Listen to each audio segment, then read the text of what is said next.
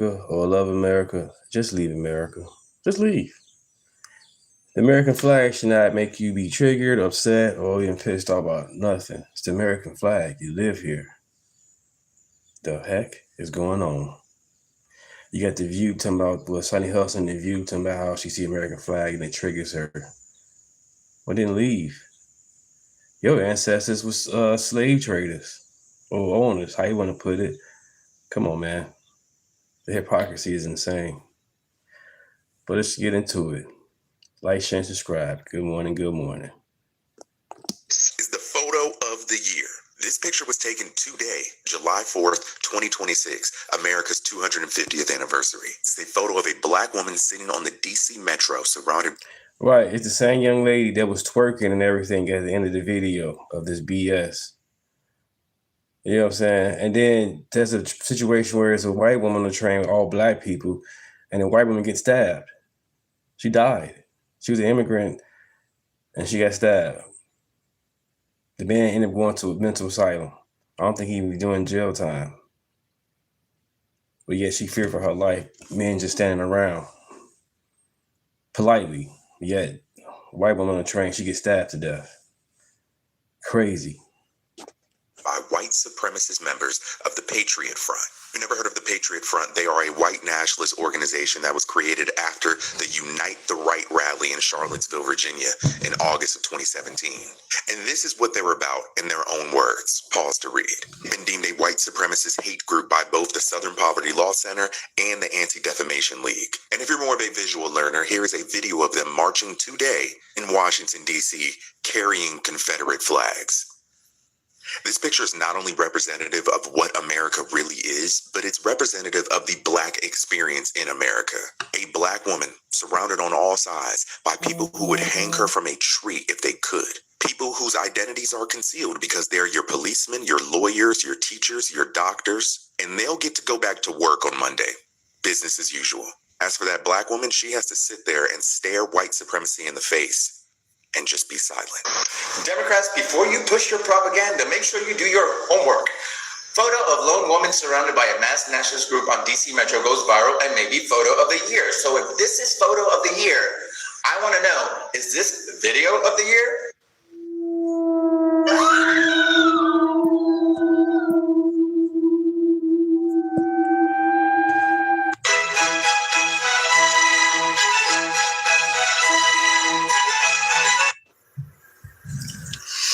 Crazy, ain't it? Yeah. Oh, and she got a mugshot. Her name is Bernina Bowling, and she was arrested on charges for indecent exposure. The only thing brave about this woman right here is that she'll drop a deuce in front of you and your kid. Boy. So we got to continue our coverage of the most obvious fake Democrat psyop of the year, right? The photo of the black woman on the bus in DC as the fake white supremacists are surrounding her on the bus. Now, nothing happened to this black girl, right? She wasn't harmed. She wasn't stabbed. She wasn't beaten, right? No violence happened to her. But, you know, you have all of these individuals who are reacting to this photo, pretending like this is America, right? This is a representation of America. It seems a little too good to be true. And when it's a little too good to be true, then it probably is, okay? There's speculation that black woman is a criminal, right? Somebody who is known for indecent exposure. Now, I don't know, right? I don't know if that's actually the case. I'm just saying that's the word on the street. All I know is that the reactions to the fake white supremacists are hilarious, to be honest with you. And that leads me to a video that we have to react to today. The cackling hands on the View, who apparently were triggered by the American flag, right? Seeing the American flag during the 4th of July, during this march in Washington, D.C., and I want to react to it. So without further ado, let's go ahead and get into this. There's more that unites us than divides us. I think that you don't have to demonize the wealthy to lift up the poor. I don't think you have to demonize immigrants to be able to celebrate who has made this country. And I think that there's some scary things on the right that we have to be ready to call out. And when Donald Trump does things, I call them out. And there are some scary things on the left that we have to call out. Democratic socialism is not communism. And Donald Trump is right. This will never be a communist country. I beg to differ, right? Democratic socialism is 100% Good morning, chat. Good morning, everybody. Good morning. Good morning. Happy Tuesday. You guys should see the view tripping over a flag, man. That's insane. This is America. Makes no fucking sense. Florida, Black Guy 9. Good morning, everybody. Communism, right? I will never be gaslit into believing that these people don't want communism. Everybody knows that socialism is just the transition to communism, right? That is the Marxist theory, is that eventually, again, the socialism transitions to communism. Communism. Not much, just chilling. You know what I'm saying? Bring some videos. I don't understand how people don't love America, but they still live here. They keep dissing America, but keep on staying here. And then they'll leave, but come on right back. Crazy stuff, man. Crazy stuff. Is the end goal. So to say that democratic socialism is not communism, I think is dismissing the fact that, again, you got to understand the phases, right? Like the game plan. The game plan is to transition into communism. That's what these people ultimately want at the end of the day. But there are some leanings of these democratic socialists that I do think are out of step with what America is. I think, because they're communists. That's why, right? They're 100% communists. When we yell the word fascist, call him a fascist. He doesn't like that. But you can say it, and that's what makes America great. Is you can say it. You can call them. But in terms of you know, as a Black woman, my lived experience in this country was embodied by a photograph that was taken in celebrating the Her ancestors were slave traders or owners. Come on, Sonny. You foul. She had all this money and keep on talking about white supremacy, but you're married to a white man, and you work for a white man. You're married to a white man and you work for a white man. This shit's crazy as hell. 150th. There was a 4th of July march in D.C. by masked white nationalists who were also caught on camera riding the metro with a very concerned-looking woman. Interior Secretary Doug Burgum. See that picture? Look at that. Yeah. It's scary. Yeah. Doug Burgum was asked if he condemns the group's message on CNN. He's a Trumper. Watch. I think that certainly is what they stand for is nothing that I could possibly agree with, but one of the foundational principles of the United States, which makes democracy messy, is free speech. And there are plenty of things that I see that I might personally find offensive, irreprehensible. But in America, free speech is allowed. So for that, they're concerned about the First Amendment. Correct. But getting Jimmy Kimmel off the air, that doesn't count. Yeah, go ahead. Correct. And that's the thing. When I think, unfortunately, in this country, people have different lived experiences. So while some may have a lived experience like this is the best country in the world, and while there's some stuff that goes on, other things are okay. That, for me, was a defining image of modern America for Black Americans. Yes. Defining. That Patriot Front is a white nationalist organization founded in 2017. Yeah, see, the problem is if you got a lot of following still, they starting to dwell on them because people gonna snap. Section 8, they at home. They ain't at work. Nobody on their phone walk up and down a block or at home on their phone watching the view. We at work. These are people that's being at home doing nothing. The ones at home protesting out there, protesting the streets. These are the ones out there watching the view. That's crazy, man.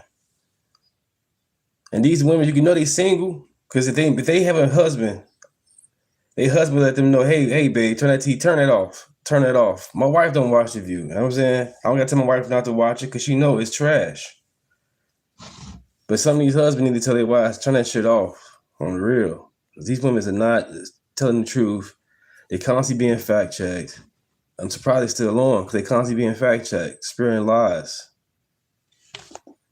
After the deadly Unite the Right rally in Charlottesville, Virginia, you know what they promote? An ultra-nationalist ideology that focuses on creating a white ethno-state in the United States with the ultimate goal of reshaping American society to align with their vision of racial and cultural homogeneity. As a Black woman, I'm sitting there in my country, and that's the type of fear I have to experience. And by the way, show your face. I'm not one to call names, but they seriously need to take off their mask, their little old man khakis. Show your face if you're going to be a bigot. Hey, Florida, you silly. You said nope, only single, butch, masculine women watch the view. Yeah, that's true. And with an American flag on that cap. You might as well have a hood on. You might as well have a hood on because that's what it looks like. That's what it feels like. Wow. Now, again, I'm not entirely sure if I should give Sunny Hostin the benefit of the doubt here, but it kind of sounds like to me that she's comparing the American flag to the KKK hood. That's kind of what it sounds like, right? That's kind of what it sounds like to me. I'm not sure if she's triggered by the fact that, again, you have these alleged white supremacists, again, fake white supremacists, having an American flag on their hat or whatever, or is she triggered by the American flag in and of itself? Right. They was the main one pushing masks. You couldn't go nowhere without wearing a mask. You had to wear a mask in the bathroom by yourself. You had to wear a mask. Now they mad that these people wearing masks. You know what's crazy? They cool with the NY. They cool with the NYs. What's it, the NYs? How you want to put it? The YNs. Forgive me. The YNs. They cool with the YNs wearing masks.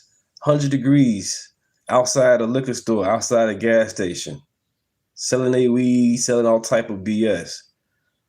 We see it in Chicago, New York, Detroit, all the hoods. You got these black men wearing these masks, selling their drugs,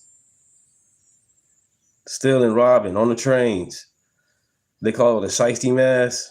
They cool with them, huh? That's crazy. That's crazy. But then once again, these white guys that's walking around, they're not doing anything. They just walking around. They had no weapons on them. I believe they also was polite, saying, "Excuse me, I'm not too close." Something like that. It was asking one of the passengers on the train or the bus they was with. The people was, you know what I'm saying, actually nice people. But once again, you had to whereas a white woman on the train, she got stabbed to death on the train. As a white woman on the train, all black people, she gets stabbed. And the guy who stabbed her, he goes to a hospital, mental hospital. That's crazy. Yet a black woman on the train with all white men, she feared for her life. The white men even touching, they ain't even looking at her. The thing about it is too, who took that picture? Who took that picture of that girl, that black girl by herself on the train with all them white men? Who took that picture? Because it's some BS. It's all a psyop. Sees that as the KKK hood. It's kind of wild, to be honest with you. By the way, in this moment, and you're going to hear me say it every time, I will call it out when it's the left and I will call it out when it's the right. Yeah, Those same hateful marchers who are bigoted anti-Semites that we saw in D.C. this weekend, that is also how Jews feel when they hear people say globalize the Intifada and they are marching through the streets. We need to call it out if it's the far left or far right. Take your bigotry, go home. I agree with that. When you say this is the best nation for who? Yeah, when you say it's the best nation. When you say it's the best nation, Yeah, the best young nation for who? YNs, Because if we are young celebrating scholars. 250 years, what are we exactly celebrating is what I want to know. And so I'm really glad that picture was taken because that picture. Look how healthy she is. Look at her, got her hair done, makeup. Look how healthy she is. And she complained about America. We never experienced slavery. Us, this generation, never experienced slavery, anything that our ancestors experienced back then. The whole world was slaves. The whole world was conquered. Different lands got conquered. It wasn't stolen. It was conquered. That's the thing about it. Keep changing the words around, trying to rewrite history with different words. America was conquered, not stolen.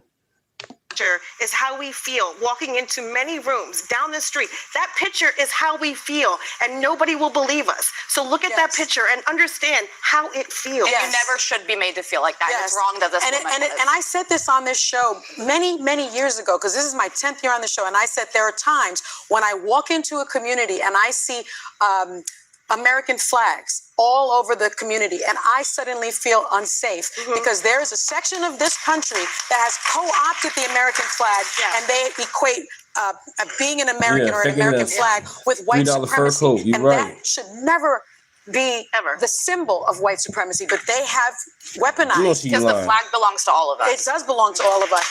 But those men were wearing. You know what I'm saying? It's already obvious, man. These people are paid actors, man. All of them. Just about everybody on TV is all paid actors. They can't just be this dumb and out of touch. I know they rich and all, but at some point they had to be poor or middle class because these people are like they just aliens or something. America's a great place. You got the World Cup. People in the World Cup happy to be in America. The people in the World Cup don't want to leave. People coming to the world from Europe and all that do not want to leave America now. They love our buffets. They love how we talk, our culture. And the media keep on giving this bullshit as narrative. America's not perfect, but man, we are definitely great. Man, you get these views keep on lying to these people. And they up there clapping. And you know these people clapping because somebody in the background telling them. I've been on a few of these shows. I've been to a Jerry Springer show. I've been to Winnie Cindy Live show. And all they do is, the producers, they be right there telling you with signs and flashing lights telling you when to clap, when to laugh. So even the audience not even real. You know what I'm saying? The view, the people, the audience not real. When it comes to these shows, the audience are not real. They've been told to clap, to say boo, to get mad. Man, it's all entertainment. We gotta stay focused, you guys. We gotta stay focused. By the way, aren't those the same idiots? Amazing. Absolutely amazing. Yeah, I think we know, right? I think we know that Sonny Hostin sees the American flag as a white supremacist symbol. Right? I'm not entirely sure. I've been overseas. And overseas is cool, but it's not the same. You can't drink overseas water like we can drink American water, no problem. I had went to Mexico years ago. You know what I'm saying? I ain't drink none of the water. I ain't drink the bottled water. I just drunk Modelo's and Coronas. I drank mostly beer to the trip I was in Mexico. I ain't drink no water. On the real. Once I drank some water, because I got, you know what I'm saying, towards the flight, back on the flight and all that. I did not trust their water. On the real. Why is it that she would be triggered by the American flag? But unfortunately, right, we have people in this country who really believe this crazy stuff, right? Ultimately, at the end of the day, if they're white supremacists or not, right? Fake white supremacists, real whites, I don't know. I think they're fake, right? But the American flag should not be the triggering part, because I believe what they're doing is these white nationalist guys, they're walking around letting people know, I guess the Muslims know they want to keep it Christian and nationalist. You know, they let them Muslims know this ain't no Muslim takeover. And the Muslims actually saying they want to take over America. They want to come in, infiltrate, and so far they seem like they're doing it already, especially with the Democrat Party. Socialist, and you put Democrat in front of it. No, you're just a socialist. You're not no Democrat. You're a socialist. Man, I can't understand how people keep voting for this, man. They want things to be different, but keep voting for the same stupid shit. Why can't you just vote red? Vote Republican. You voted Democrat for 100 years and gotten you nowhere. Just vote red. Don't be misled. If you're triggered by the American flag, then you should just leave America, right? Why are these people here if they're triggered by the American flag? If you don't like this country, right, then why are you here? I really don't understand it. I really don't get it. These people make me sick, okay? They continue to bitch and cry about things like the American flag. Oh, this is a white supremacist country. Oh, this black woman on the bus. This is how we all feel. Right. The media don't get paid to make you happy. They get paid to cause fear and chaos, misinformation. That's what they really get paid for. That's the big bucks. Chaos, fear. Everybody happy. What's to tune into? What's to watch if everybody's happy?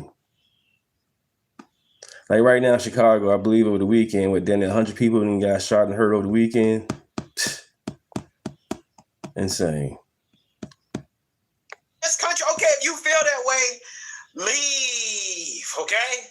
Go to a country with less white people. If you really feel that way, right? If you really feel that way, but they won't do it. They won't do it. Nope. These are multimillionaires who, I mean, let's be real. What adversity is Sonny Hostin facing, right? She don't face any racism. She doesn't face any racism. She doesn't have to deal with so-called white supremacy. She doesn't have to deal with any of that stuff. But again, you look, I go into a neighborhood with American flag, and it makes me feel funny. I don't feel right. It's like, bruh. Right. What neighborhood you going into? Because Sonny, you rich. So you going to a rich neighborhood with flags that's pissing you off? Stop it. just leave. Just leave if you feel that way. Just leave. I don't get it. I don't understand. But hey, it is what it is. I just find this outrage over this, this fake white supremacy stuff to be so funny to me. Again, if you believe that these individuals are a real threat, right, to this country, then you're an idiot, right? You are an idiot. Again, I think it's a psyop. The mainstream liberal media reaction to it is, I think, Newsmax, is that definitely this is a psyop. Newsmax be on point. Again, somebody check on the Southern Poverty Law Center. Let's check the financials, right? Let's check the DNC. Follow their money. I personally believe that all of this really was for these individuals to go and to boo-hoo whine and cry on 4th of July and to make the 4th of July about white supremacy and to ruin people celebrating this great country, right? 250 years where you have individuals like Sonny Hostin who can sit on national television and not know what she's talking about and make millions of dollars, right? But at the same time, they still go cry. They still go complain no matter what, even though there's no other country on earth that they can do this. And were deceived and were told they could come here and live here and their life was going to... If you look at the last 10 years of data, nearly 9 out of 10 people who claim asylum end up with an order removal because they don't qualify for asylum. They're not escaping fear and persecution from the homeland. So, after a Supreme Court victory, the way has been cleared for the U.S. to deport people whose legal status was temporary. But while activists claim... Like, share, and subscribe, everybody. Like, share, and subscribe if you haven't already. I appreciate you guys. Name is Deunta. Thank you. Let's get it. If you don't like America, get the hell up out of here. This is just another assault on law-abiding immigrants. Proponents say temporary protected status isn't supposed to last forever. And now the Department of Homeland Security says millions of people have to either get legal or get deported. They're coming here for a job. Yeah, I met Larry Lightfoot. You know what I'm saying? She bogus as hell, man. She bogus. Especially when it came to COVID, you couldn't even go outside. You couldn't even barbecue. And if you did, the cops would come over and stop it. And that's sad too. How these cops? How is it a MAGA fascist channel, man? Stop with the name call. We're not fascists. Learn your history. But yeah, like how you guys, as cops, go along with these Democrat politicians, keep saying defund the police, and then when COVID, you couldn't even kick it. They had the cops go to people's houses and stop it. And they keep on voting for these politicians. That's stupid as hell. I had a relative, or my wife's relative, want to ask me why I'm MAGA. I'm like, I'm MAGA for a lot of reasons. I'm MAGA because, number one, we're not, you know what I'm saying, being controlled. Like, you know what I'm saying, how the Democrat Party is. You got to wear your mask. You got to get your booster shots. Republican Party wants you to get your money and get rich. You know what I'm saying, and love America. Democrat Party wants you to be a victim, wants you to be crying, you know what I'm saying, and relying on them. That's stupid as hell. But I'm like, yeah, I'm MAGA for a lot of them. MAGA because, you know what I'm saying, because you a sheriff and you had to go out and tell people to shut their party down. And at the same time, you a sheriff, Chicago police sheriff, they want to defund you. How are you voting for this woman? How are you supporting this woman? How you support anything Democrat? And they want to defund you guys. And you a sheriff. I don't get it. It was just, it's silly stuff, man. So I should be cool with Larry Lightfoot. No. So what happened was years ago, my son, when he was 4 years old, my ex-wife decided to dress him up like Larry Lightfoot, and it went viral. I was not a fan of that, but we got a chance to go to Windy City Live and a few radio stations and a few Make-A-Wish stuff here and there. But I didn't get under the benefits. Mostly my son got the benefits, and then the ex-wife, she got all the benefits. You know, she's definitely money hungry. That's why we're not together now. But that's another story. But yeah, Louis Lightfoot, the Democrat Party, they trash, man. To my no kings, but yet they've been in power over 40, 50 years. People constantly voting them in. Joe Biden, 50 years. Nancy Pelosi, 40. Chuck, 35.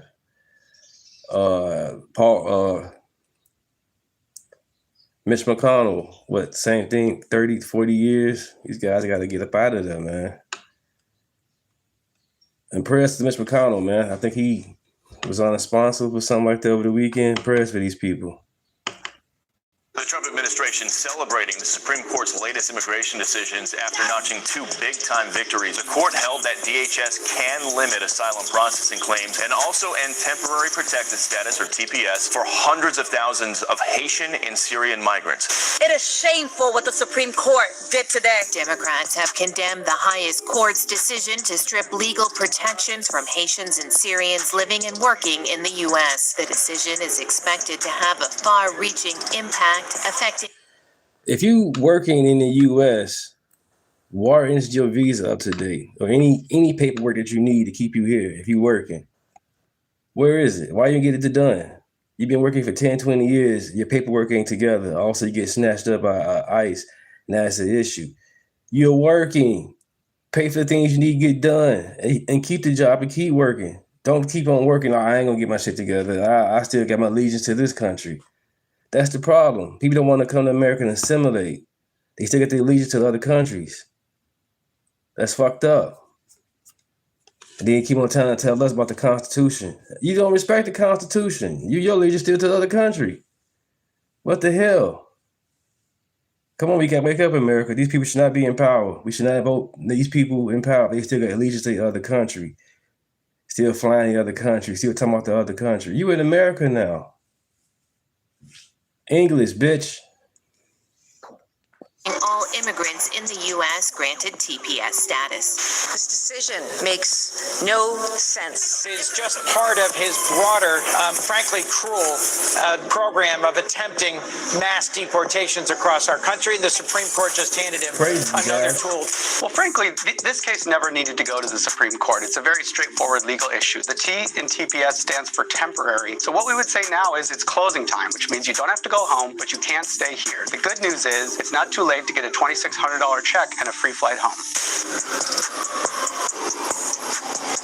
Right, black guy, that's not cool, man.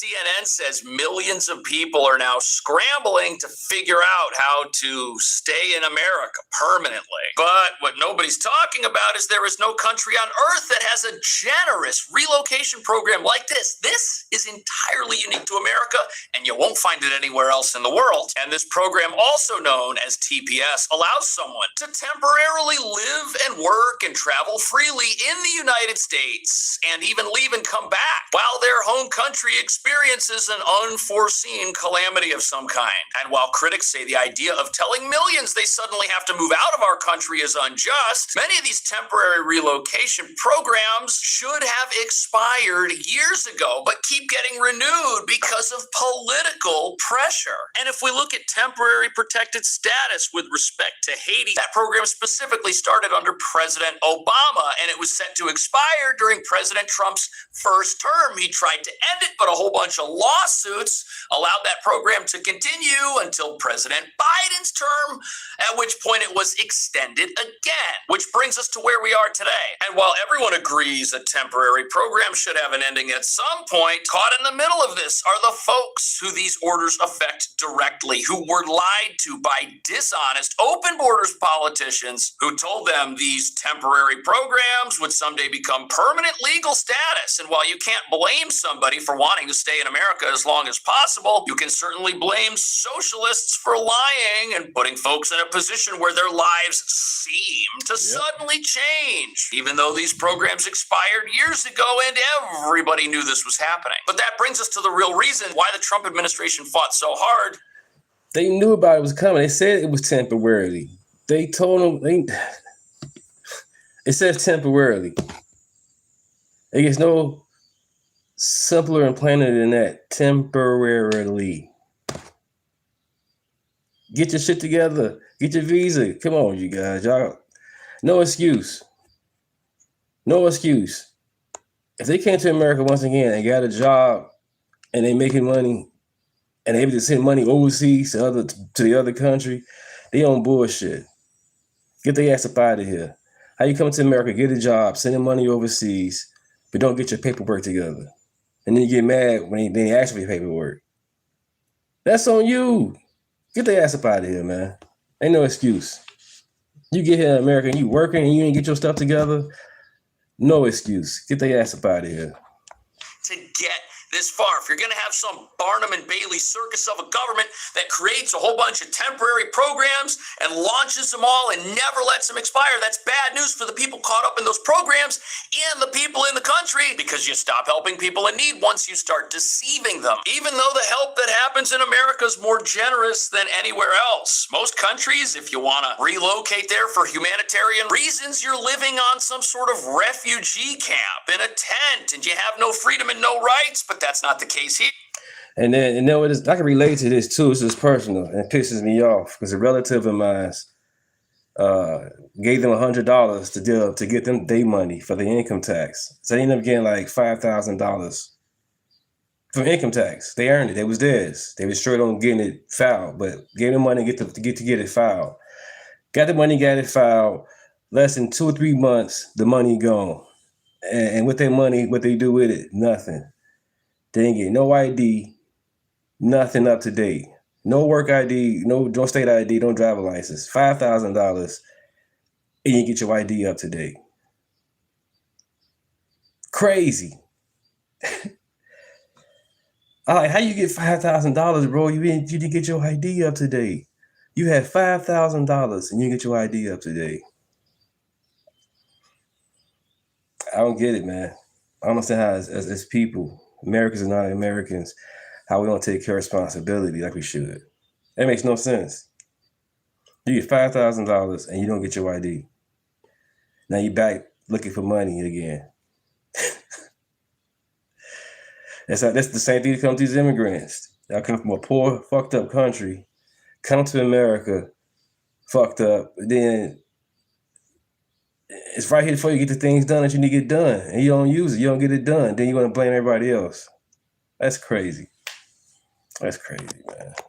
Which is why open borders activists want these programs to keep going forever. They essentially want a back door around the U.S. border, which is now shut. And they were hoping the Supreme Court would stand up to President Trump, who's just following the law, trying to bring about the expiration of programs that have been extended years past their due dates, which was the plan. The plan here was to extend these things so far into the future that the political will for them to expire as they were designed to do wouldn't exist. Watch. When we think about especially what Haitian New Yorkers have had to deal with, not just for weeks or months or years, but frankly for decades, we have seen a cruelty that has become normalized. It is shameful what the Supreme Court did today. Democrats have condemned the highest court's decision. So they mad at the Supreme Court for pushing the issue. They're not mad at them for not having their paperwork up to date. They've been here for, like once again, they've been here for years. Nothing up to date. Didn't go to court, nothing. Now it's an issue. Democrat Party is corrupt, man. It's something good with the Democrat Party. They with the bad bullshit. Instead of honoring the hero, they want to honor the villain. Oh, wow. To strip legal protections from Haitians and Syrians living and working in the U.S. The 6-3 ruling by the court's conservative majority overturned earlier rulings by federal judges that had blocked the Trump administration from terminating the temporary protected status for around 6,000 Syrians and 350,000 Haitians. The program helps people from countries that are experiencing severe upheaval due to war or... So the earthquake that took place in Haiti, this happened in 2010.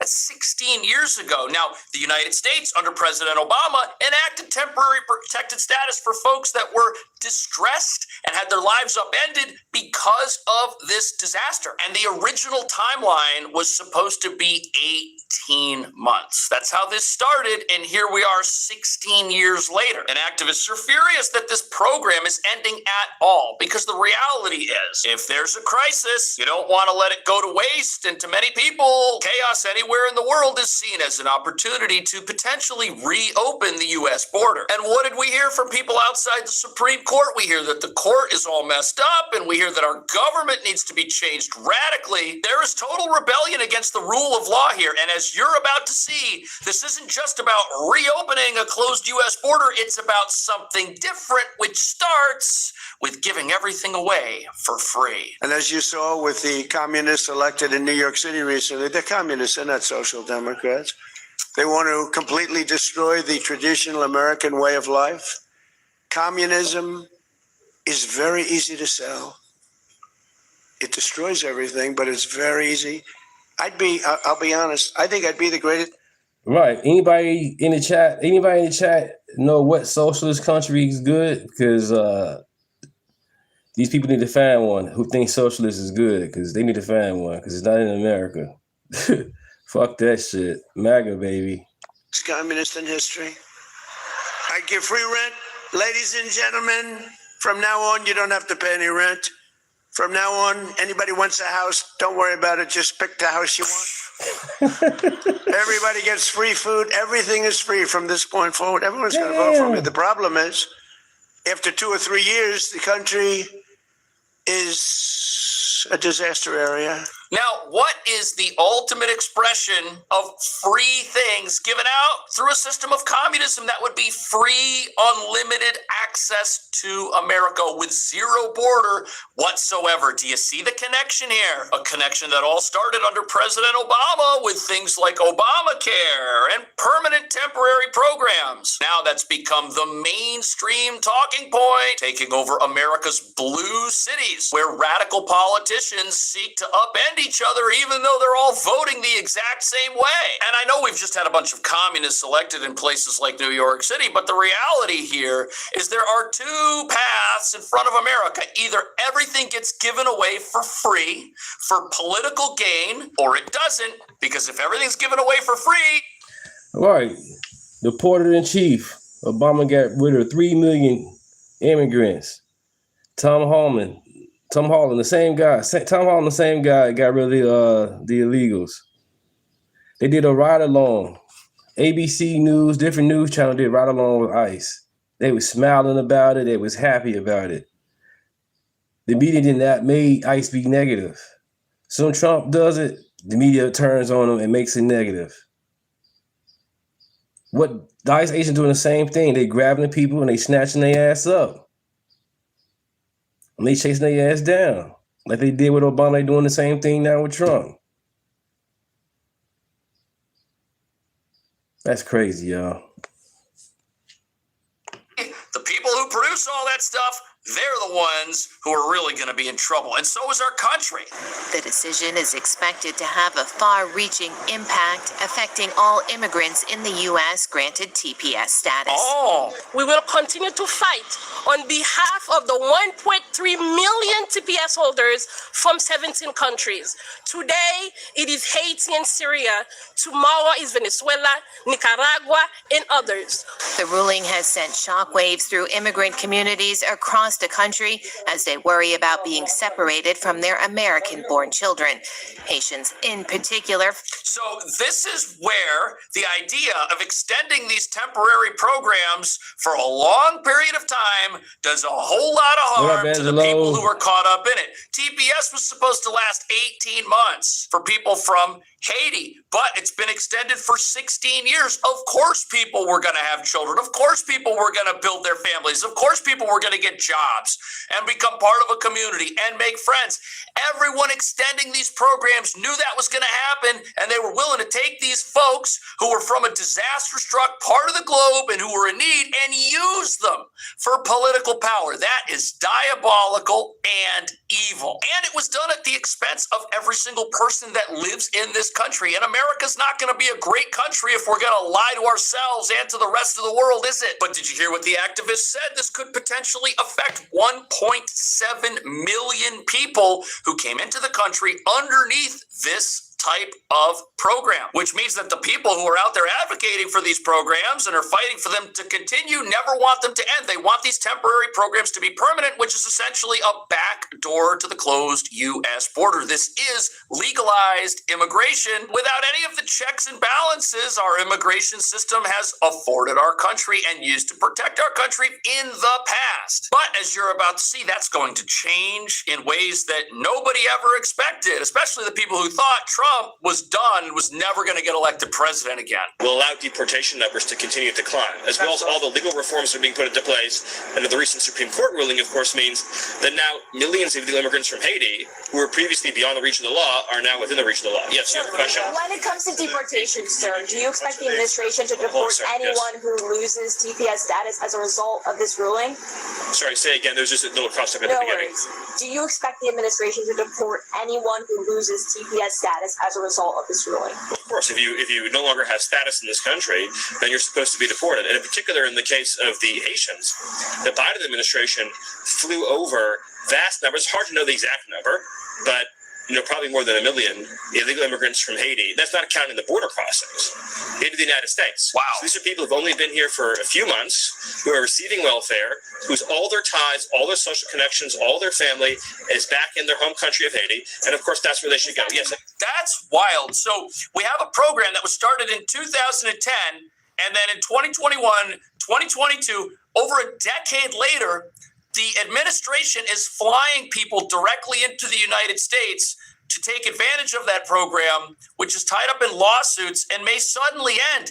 Think about what this does to those individuals. You've got people who are told, hey, come live in America, pack your bags, you're coming, you get a free flight, we'll fly you over, and then they have to leave. This is not a compassionate thing that was done. This is wrong. People in need who need actual help were lied to and were deceived and were told they could come here and live here and their life was going to be great forever, knowing that things could change at any moment, knowing that these are programs that by law should have expired a long time ago. And here's where we get to the connection between everything being given out for free, the rise of communism in this country, and the fact that people that start these programs never want them to end. This is a direct assault on America's laws. He said troll alert. He said, what they talking about, man? Come on, man. USA is a trash. It's a shithole, a hellhole. Wow.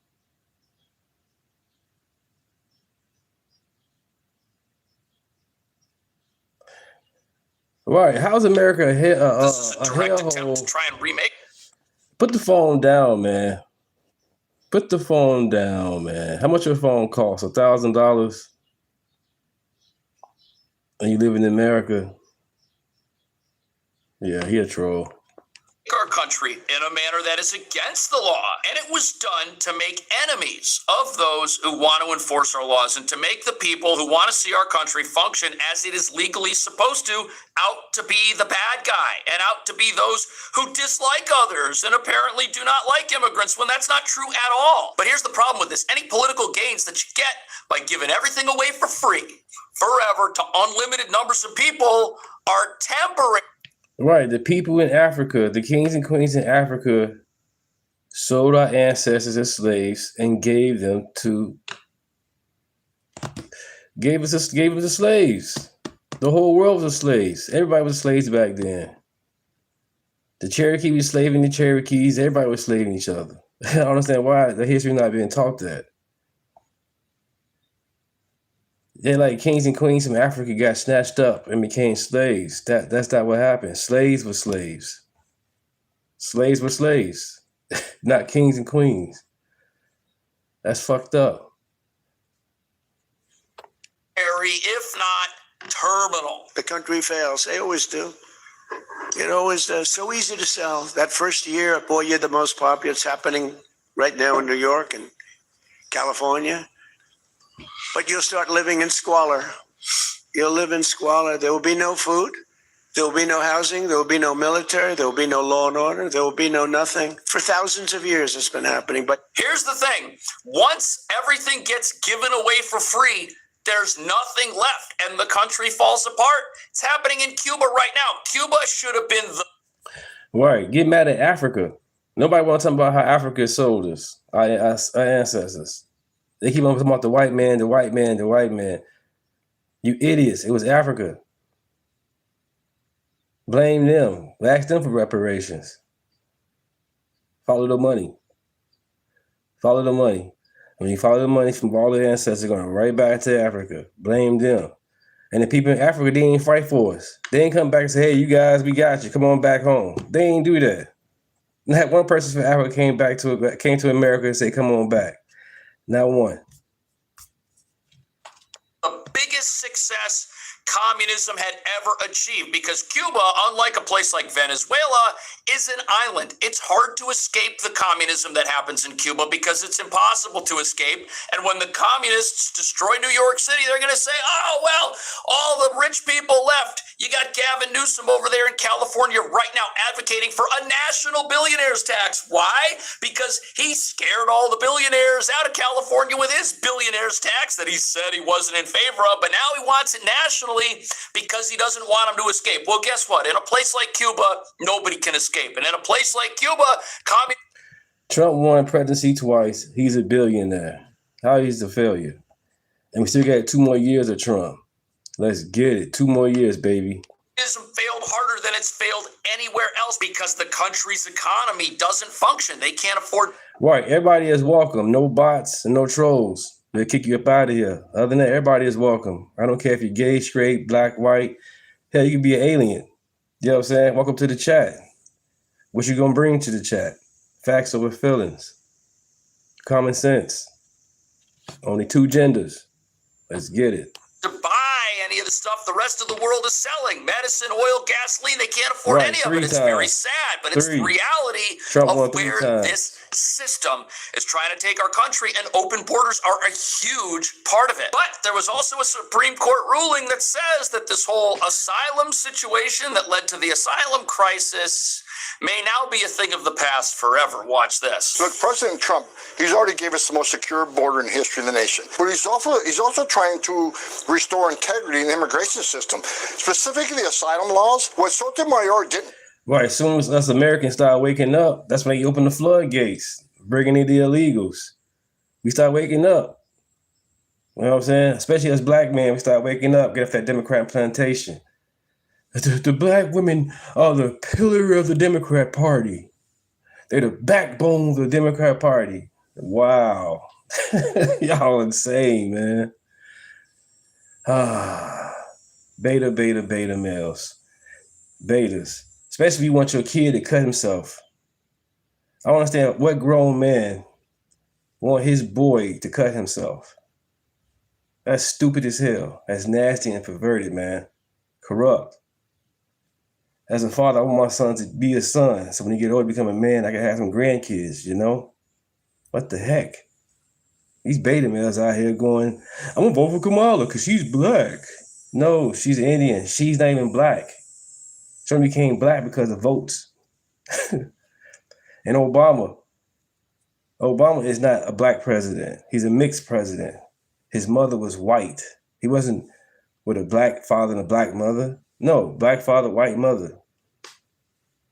He's the first mixed president, if anything. He is not black. Obama did not grow up in the hood. Yeah, he lived in Chicago, but he didn't grow up in the hood. None of that. That man from Hawaii, how you want to put it? He's not like us. Period. You know, Obama liked gay professors. You know, the man at one point said he was cool with Farrakhan. Then he said he's not cool with Farrakhan. Then he said he was cool with just men and women marriages. All of a sudden, he want marriages, gay marriages, flip-flop. Don't trust people like that. Flip-flopping like that, not cool. 8 years, no reparation from Obama. No reparation on Obama. That's crazy. But y'all keep voting for the dumb shit because they color. Stop voting for because of color. Tell the American people is if you look at the last 10 years of data, nearly 9 out of 10 people who claim asylum end up with an order of removal because they don't qualify for asylum. They're not escaping fear and persecution from the homeland because of race, religion, or political affiliation. They're coming here for a job. The Trump administration celebrating the Supreme Court's latest immigration decisions after notching 2 big-time victories yesterday. The court held that DHS can limit asylum processing claims and also end temporary protected status, or TPS, for hundreds of thousands of Haitian and Syrian migrants. Now, Kathy, Democrats are lashing out. So what is this limiting of asylum claims? Does that mean America's no longer a country that cares about others, or does it mean something else? Well, the American Immigration Council calls this a blow to asylum rights because the Supreme Court now will allow the federal government to block asylum seekers at the border, which means that people who show up at the southern border cannot apply for asylum at the southern border, creating the humanitarian crisis we saw in places like Eagle Pass, Texas, a humanitarian crisis that financially benefited cartels and gangs. That's not a blow to asylum rights. People can still apply for asylum in America. They just can't be at a port of entry when they do it. And they certainly can't be flown over into America while their asylum application is pending, given a work permit and a luxury hotel room in a place like New York City, which is having the predictable effect on the party of open borders. Still just a bit shell-shocked by this lawless. You said yes, okay, what you said, can you imagine if all these illegals started voting for Republicans, Democrats then would want to send them back home? Yeah, they'll send them back home if they started voting Republican. MAGA is an important death code run by... Wait, how was MAGA a death code? Name one MAGA person that went out and shot up a church, a school, anybody from speaking, or having a different opinion. Name one MAGA that done that in this chat. This person in Buffalo, Buffalo. Come on, Buffalo. It's all been left. It's all been the left side, the left-wing nuts that have been killing people. Stop the bullshit, man. Because we love America, this doesn't make us a cult. That's stupid. Because we love America, it makes us a cult. No, we patriots. This cruel and devastating ruling by Trump's justices. Hundreds of thousands of individuals woke up with this dread, this fear in their hearts. We stand with our Haitian and Syrian communities, and we always will. This decision makes no sense. What do you mean it makes no sense? What do you mean hundreds of thousands of people woke up one day and found out they weren't allowed to be in America anymore? I mean, these are programs that legally were supposed to expire after 18 months, and here we are 16 years later. But oh no, the party of open borders says it's the criminal in the White House who is the one who is acting lawlessly. It's his Trump justices, which brings us to their agenda to try and remake the Supreme Court, abolish the Supreme Court, destroy our system of government, which these new communists in New York want. And don't think for a second these radical ideas are not shared by this entire political party. These people are all voting the same way. They're all voting for an open border. They all want to pack the Supreme Court. They all want the exact same things. It's just some people are now saying, we don't want to hide anymore that we want these things. We don't want to hide anymore that all of the policies the Democrat Party in this country supports are leading us on a path of communism. We are communists, and we're proud of it. And the others are saying, hey, guys, let's act like we love America so we can win a few more elections. These guys are like, no. Frankly, cruel program of attempting mass deportations across our country. The Supreme Court just handed him another tool. Will DHS allow some sort of a grace period for these Haitians to leave the country, or are you guys going to start arrests and deportations pretty much immediately? Well, frankly, this case never needed to go to the Supreme Court. It's a very straightforward legal issue. The T in TPS stands for temporary. And why do people have such a problem with that? Because it was never supposed to be a temporary program. The idea here was to use a crisis in a disaster-hit part of the globe. There's a whole bunch of countries that have TPS right now, and to use that crisis to have a wide open border while telling the American people we care about immigration. And we're going to be tough on immigration. And we're just as tough on immigration. Right, they just want votes to stay in power. They just want votes to stay in power, and also to rig the stock market. Nancy Pelosi, you know what I'm saying? What's they call a trader, inside trader? Crazy. Went from $100,000 a year to now $200 million. Crazy. And they keep on saying America bad. On both sides, Democrat and Republicans. They both go into office, broke as hell, and come out rich. And we keep voting these people in, and we wonder why things ain't getting fixed. Nancy Pelosi go in making $100,000 up. She worth $300 million. And her district at the time was still fucked up. Crazy.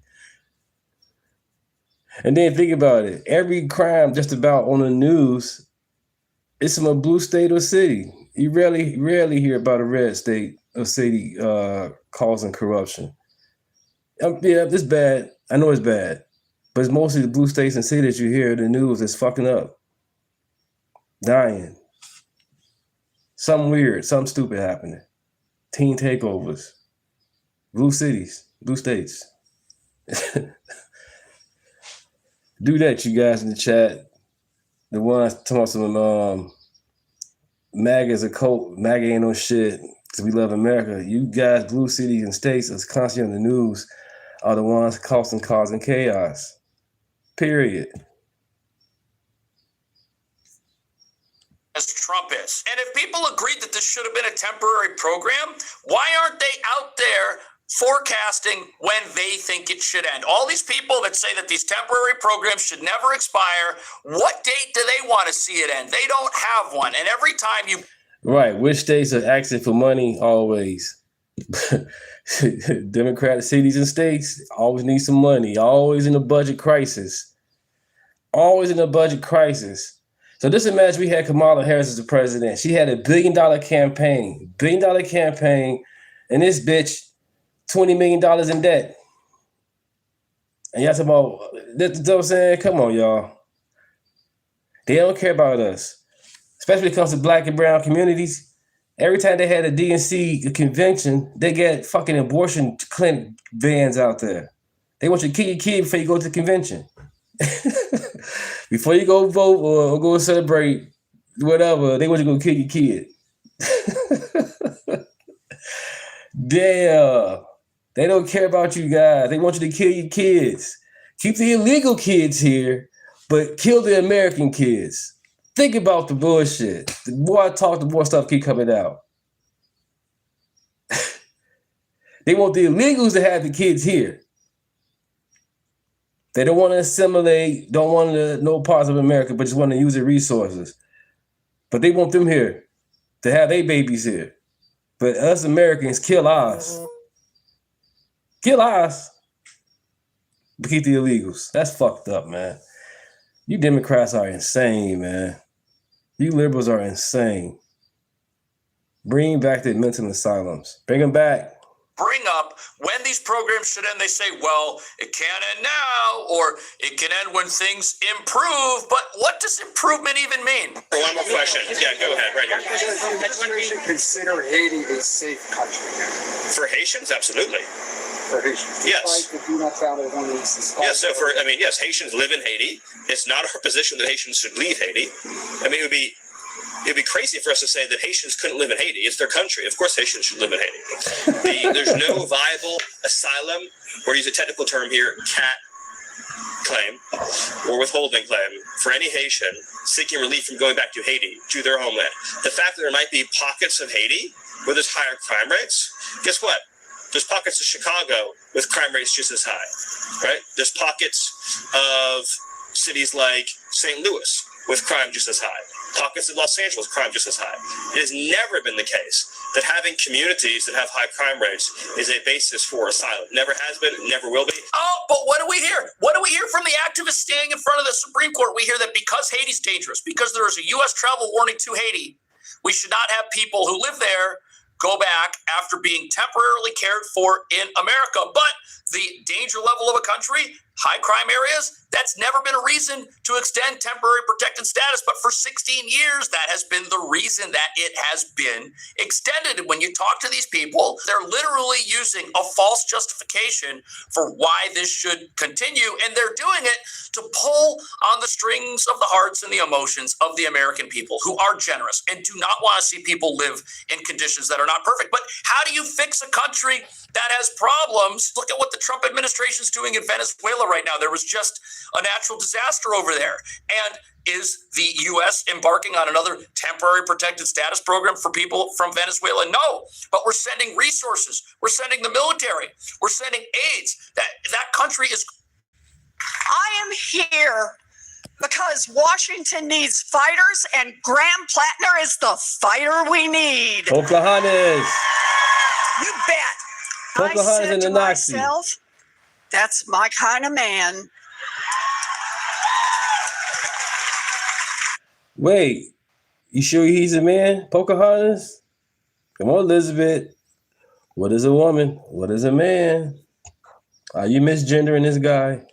Because that is a man Well, who not only has the value. did she just misgender this guy? This woman? I mean, this Nazi with the tattoo? Oh, my goodness. But a man who believes in accountability. And we need a little accountability coming out of Washington right now. We need Graham Platner. We need all accountability. Not no, just a little bit. You see that shit? Nope. To come in and get rid of the corruption in Washington. Time for new laws. Florida, you offended? She said, we have high cheekbones. Damn. That's what she said, old Pocahontas. First of all, shame on the part of the Democratic Party who stood by him. I think that the Democratic Party was very much split in this race. There are some people that were speaking out against a Nazi. Like, share, and subscribe, everybody. Like, share, and subscribe. Name is Deunta, Common Sense Channel. Everybody is welcome. Everybody. No bots, no trolls. Let's get it. Tattoo, I said it as well. There were a lot of other people. I think there were a lot of women after the last allegations that weren't willing to go out and defend him, but there were a lot of men in the party. I understand that Gillibrand was one of them because she is the head of the DSCC, but shame on our party to do that. And our party has to recognize, if you want to be the party of values, if you want to be the party of decency, of principle, then you do have to come out and call unequivocally for this man to resign. And that is happening now. I think that what this is a larger problem with both parties, which is how far will you go to hold on to power? And when there are... The only thing I disagree with is when she said that he hadn't been vetted. No, he had been vetted. All of the things that have been stated. It was all out in the public. And people like Ro Khanna, Bernie Sanders, Elizabeth Warren, Tim Walz, the Bulwark, Pod Save America, all these people came together to overlook it all, to explain it all, to rationalize it all. He was vetted. People knew all these things. And a whole bunch of Democrats in Maine showed up and voted for him anyway. And a bunch of donors from around the country sent him money anyway. I agree with Alyssa's question. What changed? Why are you bailing on Graham Platner now? You already signed off on Nazi tattoo, a self-described communist, somebody who's had rape fantasies, somebody who has... Right. This man has a Nazi tattoo if he didn't cover it up by now. But they fighting for this dude. Now I guess they're going to turn on him, but yet they was fighting for this dude. Literally, this dude has a Nazi tattoo on him for years. But they keep calling us MAGAs and Trump Nazis. But this man has a tattoo on him. We have no tattoos on us of Nazis or anything like that trash. But this guy do.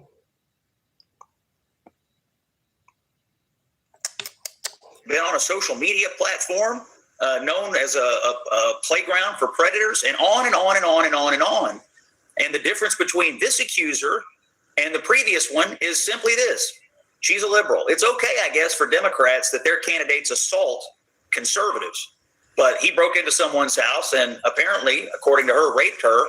Damn. And because her politics are correct, they can now believe it.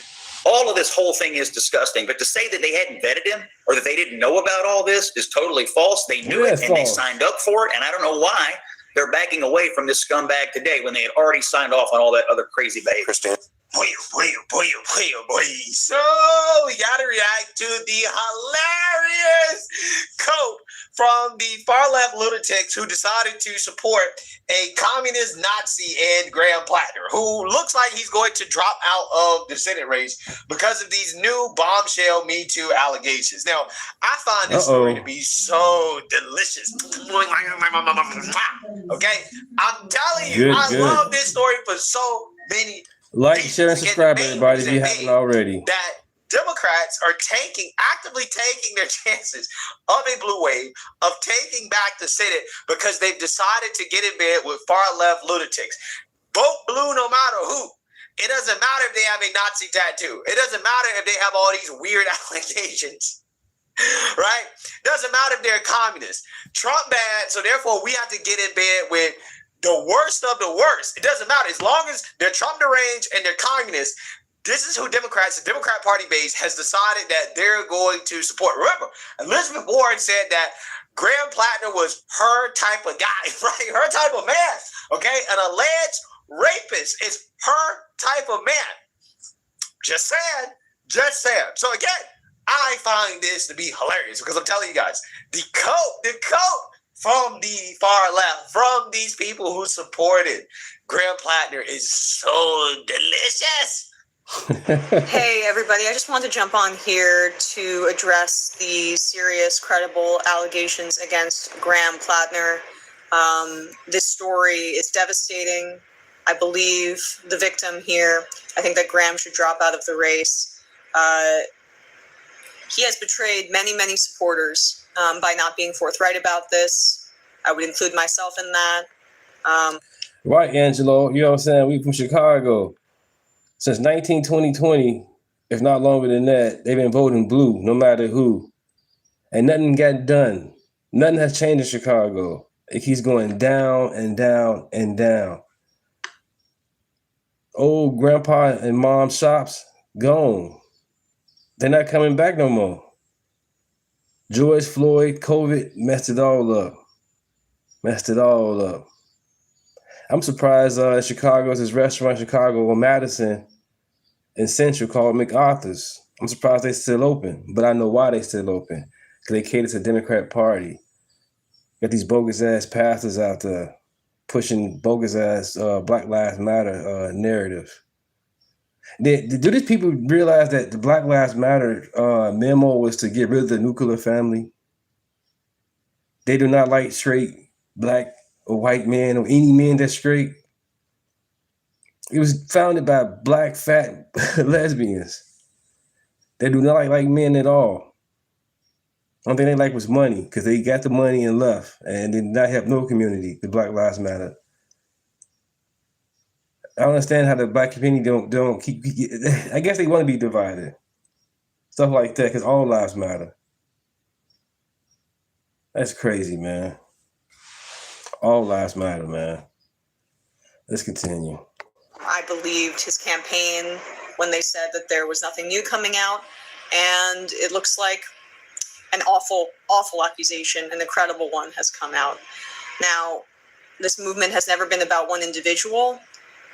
Any candidate that takes up the mantle here should share Graham's belief or the campaign's belief in ending complicity in the genocide in Gaza, Medicare for all, taxing billionaires, and more. But obviously, this is a devastating development, and we'll be talking about it more on the Majority Report tomorrow. I'm very interested in experimenting with lots of different kinds of candidates in different kinds of places because I want to win.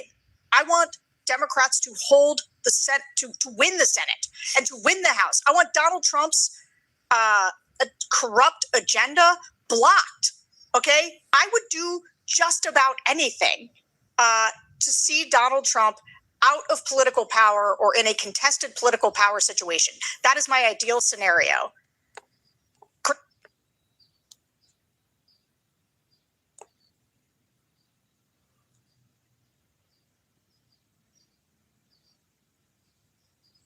I'm still say how to eat an elephant.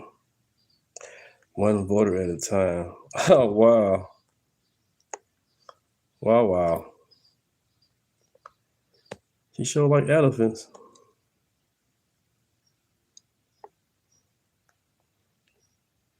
Graham Platner is in an incredibly weak position to do that now, and I think as a moral matter, when somebody's credibly accused of rape, that's game over.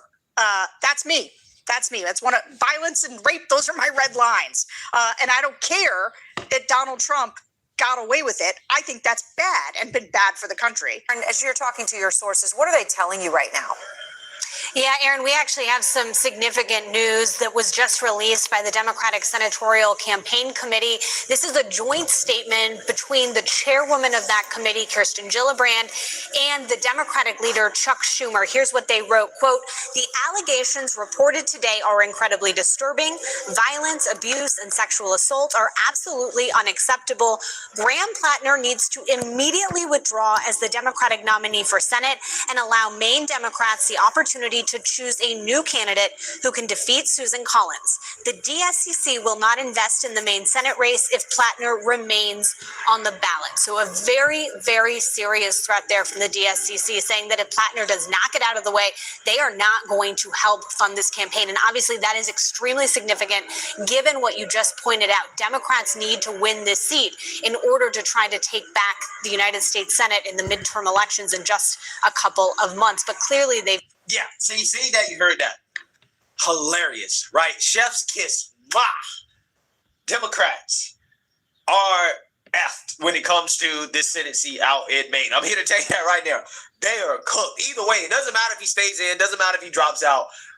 They're cooked, okay? They're 100% Good. cooked. So, with that being said, I want to react to Kyle Kulinski here, who I personally think was the biggest cuck in this situation, right? He was the biggest fool because, again, this dude was standing behind Graham Platner, regardless of the allegations coming out. He wasn't smart enough to see this coming, which everybody saw this coming, right? Everybody saw this coming, okay? Everybody knew, okay, there's going to be more allegations against this guy. The token cough tattoo apparently was not enough for the communists, right? They believed every lie that this dude told, right? And Kyle Kulinski went as far as to claim to the world, right? 2.2 million views on X.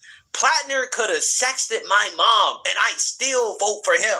There's absolutely no doubt in my mind that Kyle Kulinski would allow Graham Platner to crack Crystal Ball, his wife, with his token cough if that meant he would win that Senate seat, right? That's how cucked this dude is.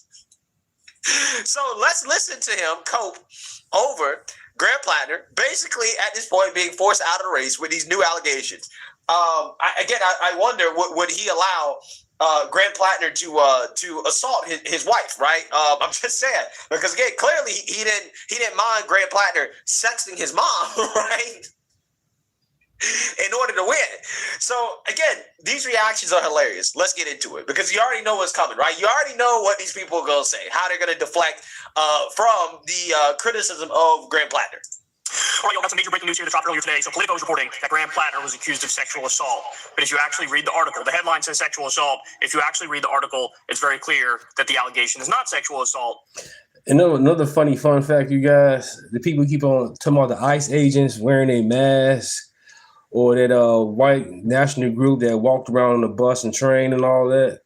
But you guys are still getting y'all booster shots, and you guys are still wearing you guys' masks in the car by yourself, or at a bus stop by yourself, or outside by yourself. You guys still wearing your fucking masks. COVID, you know what I'm saying? It's not like it was. COVID over with to me. It's over with. I never had it, never caught it. Got the shots and pure blood. But these guys got the COVID vaccine about 15 to 20 times. They still wearing their face masks. If you got that many booster shots, why are you still wearing a mask? It's stupid. It's great. Okay. There's a few things about this that are extra concerning. Yeah. Hey, I'm glad that these people are acknowledging that. This is why I said yesterday. I was like, no. These allegations aren't sexual. Right. The funeral homes, they lied about people dying of COVID. If you get hit by a truck, they're going to say you died of COVID. Wait, no, the person died of getting by a fucking truck. They had nothing to do with COVID. But they'll write that down, and they'll send it to the news. And the news are taking it and boost the numbers up just to fearmonger everybody.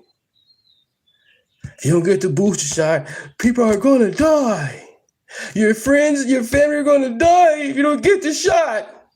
You're a bigot. You're not American if you don't get the shot. Really? Y'all bogus as hell, man.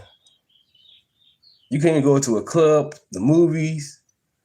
You couldn't visit your family if you didn't get the booster shot. Bogus, man. Cap for life. What up, man? What up, chap? What up? What up? Yes. Let's continue. Sexual assault is like, it sounds like, oh, you smacked a woman on the butt, right? Without consent, right? I feel like that's sexual assault, right? That is what sexual assault. Yeah. So when Trump say take the shot, they ain't take it. When soon Biden say take the shot, they went nuts with it. They went nuts. And they believe that, remember Biden and I think Kamala Harris both took their shot on TV. Really? So you guys are going to sit there and show the world, look at me, I got my booster. Wow. It's on TV, it's real, huh? Democrats and liberals are funny, man. It's on TV, they believe it. That's the problem with these boomers, man. The boomers don't realize that these people that's on TV are not the same. They change. They are activists. They're no longer journalists. Shit crazy. Would be considered, right? But again, those allegations against Graham Platner it's full of water. Much more serious than that. The previous allegations were easy to dismiss because it was a literal Heritage Foundation Republican insider who was making the allegations. Also, the allegations were effectively, he's a bad boyfriend. This is not that. This is much more extreme. Well, it was multiple women, right? So you had multiple women come out and say this stuff. And again, they're trying to make excuses for why they didn't see the obvious coming here by saying, oh, see, some of the allegations came from a Republican. Right? And it's like, okay, so is that what we're doing now? Right? Again, apparently it's believe all women except conservative and Republican women, right? Is that how this works? Trump never said injected bleach or anything like that. And this video is out there to prove it. He never said that. Only liberal women should be believed when it comes to allegations of assault. Amazing. Fascinating. Absolutely fascinating. Believe all women, except conservative Republican women, apparently. Allegation is point number one. Point number two is she does have some corroborating evidence, and it's also, if we're being serious here, a Democrat who's making the allegation. In fact, she was hesitant to come forward because she says, I agree with Graham's... Amazing how this guy is just openly saying, well, we don't believe rape allegations if it comes from a Republican woman, right? So I guess believe all women in the eyes of these so-called progressives, right, is it's just really, well, believe all liberal women, right? Rape allegations are only legitimate if it comes from a liberal woman. Does this guy actually hear himself, right? Like, hey, seriously, did Crystal Ball watch this video before he put it out and say, maybe this is not the type of message that you want to put out there, that we shouldn't believe women who are conservative or Republican when it comes to these types of allegations, right? That they shouldn't be believed. Their allegations are less serious. Now, again, me personally, I don't believe all women, right? Conservative or liberal, doesn't matter. I don't believe in that, right? Men lie, women lie, okay? I don't know if, this happened to Graham Platner, but it doesn't matter what I think, because I would, first and foremost, I would never vote for a communist, okay? If I lived in Maine, I would never vote for him, right? So it doesn't matter what I think. Okay, what matters is that these leftists clearly are not living up to the standards that they set for themselves and for everybody else, right? Again, it's believe all women except conservative and Republican women. At that point, it's like, nah, I don't believe them, right? They're lying, okay? But again, if it's a Democrat, right, a liberal woman, well, I guess we got to believe that. We got to believe her. Amazing, absolutely amazing. And these people try to convince you that they're good people, right? Fascinating. Politics, and I was caught between, like, what do I do here? Do I come forward? Do I stay quiet because I agree with this politics? And Graham dropped an emergency video earlier today. Take a look at that. To directly address the troubling, serious, and false allegations against me.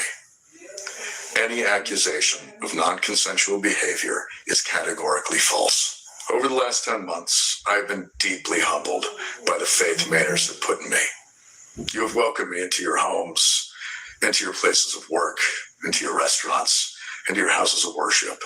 You have shown that a different kind of politics, one that puts the interests of people over corporations, is not just possible, but is inevitable. This movement we have built the largest volunteer base in the history of Maine politics, the hundreds of thousands of grassroots donors, and the supporters across the ideological spectrum, we were united in a love of Maine, a belief that our politics must change, and a focus on defeating Susan Collins. So, regardless of the inaccuracy of the reporting, but mindful of the political reality it will inflict, we are taking the time to reflect on the best path forward for the state that I love, the people that I love, the movement I belong to, and the goal of defeating Susan Collins. Those were the goals when we launched this campaign, and they remain my goals today. On June 9th, 154,058 Mainers, the most in primary history, voted to reject a broken politics beholden to Washington and the donor class. They voted for hope, for change, to take back our economy, to take back our power, and to take back our Senate seat. Throughout it all, you never turned your back on me, and I will not turn my back on you now. Every one of you deserves to see that vision come to fruition and see Susan Collins defeated. And we will use every tool at our disposal to do so. As Maine goes, so goes the nation.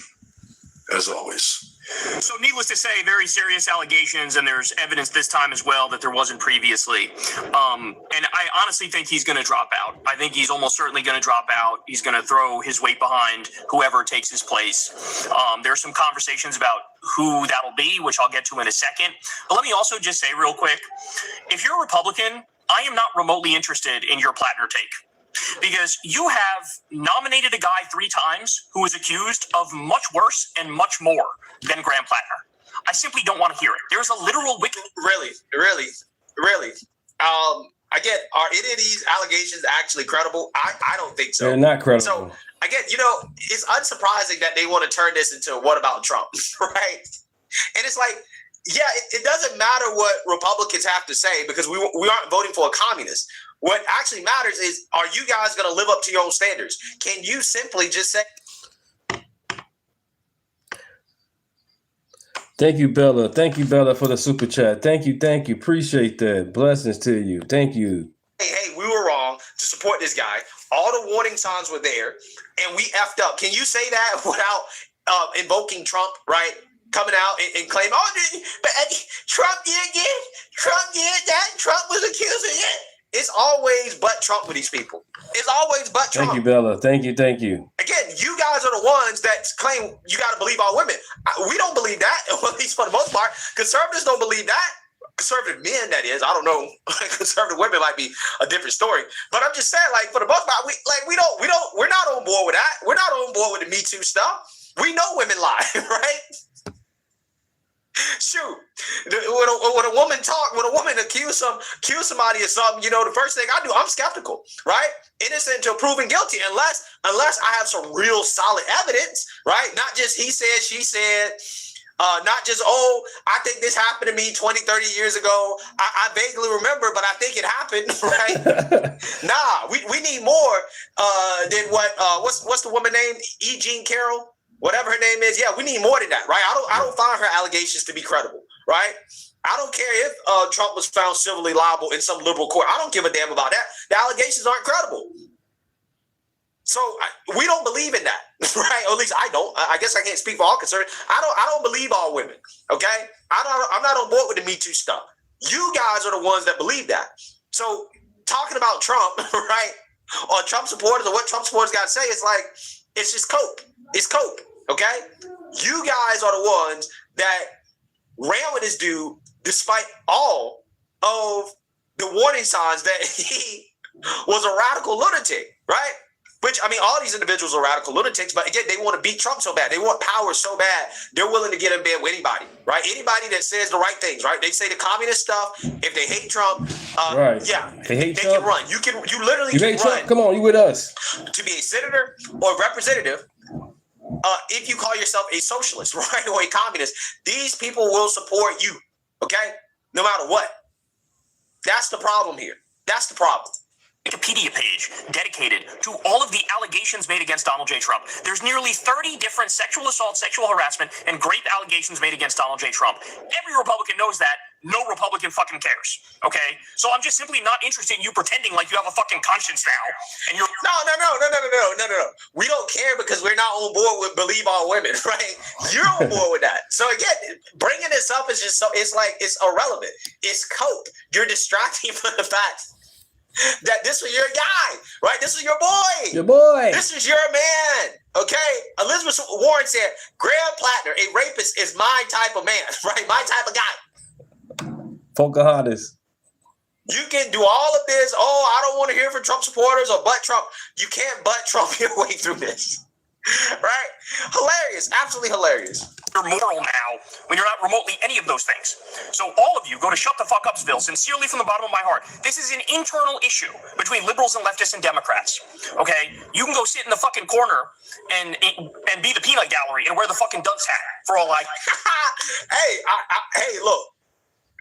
I'd rather sit in the corner and laugh than sit in the corner in the cuck chair, right? Which is, what this guy's used to. I'm just saying, right? I'm just saying, look, yeah, we're going to sit and we're going to point and we're going to laugh, right? Because you should have known, right? You should have known, okay? You should have known. So, again, I just find this to be so hilarious. I care. So all you can shut the fuck up. That's point number one. Point number two is, if you are Neera Tanden, shut the fuck up. She's going after Platner now as well. You worked for Bill Clinton. You worked for fucking Bill Clinton, okay? This guy was accused of great. Right. My thing is this. It's not about, people say they're independent, but yet they keep on voting one way, like the Democrat Party. I'm an independent person, like Stephen A. Smith. He been saying he's independent, but he keep on voting Democrat. He voted for Kamala, he said. So how you independent? My thing is this. It's okay, do you. We're an American. Vote for either party you want to. That's the whole point of having it, being an American. Do what you want to do. But for a person or a group of people for 100 years keep voting the same thing and want something to change, that's insane. At least one time, vote red. Vote red. You don't got to be MAGA. You got to be Republican. Just vote red at least one time in your life. And you will see. It's worth it.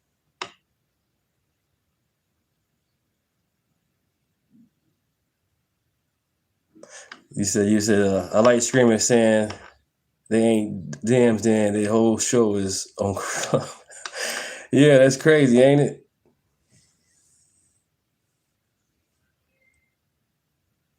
Yeah, MAGA all day, man. We believe in American first, period. America, America, America. And if you've never been outside of America, man, don't trash America.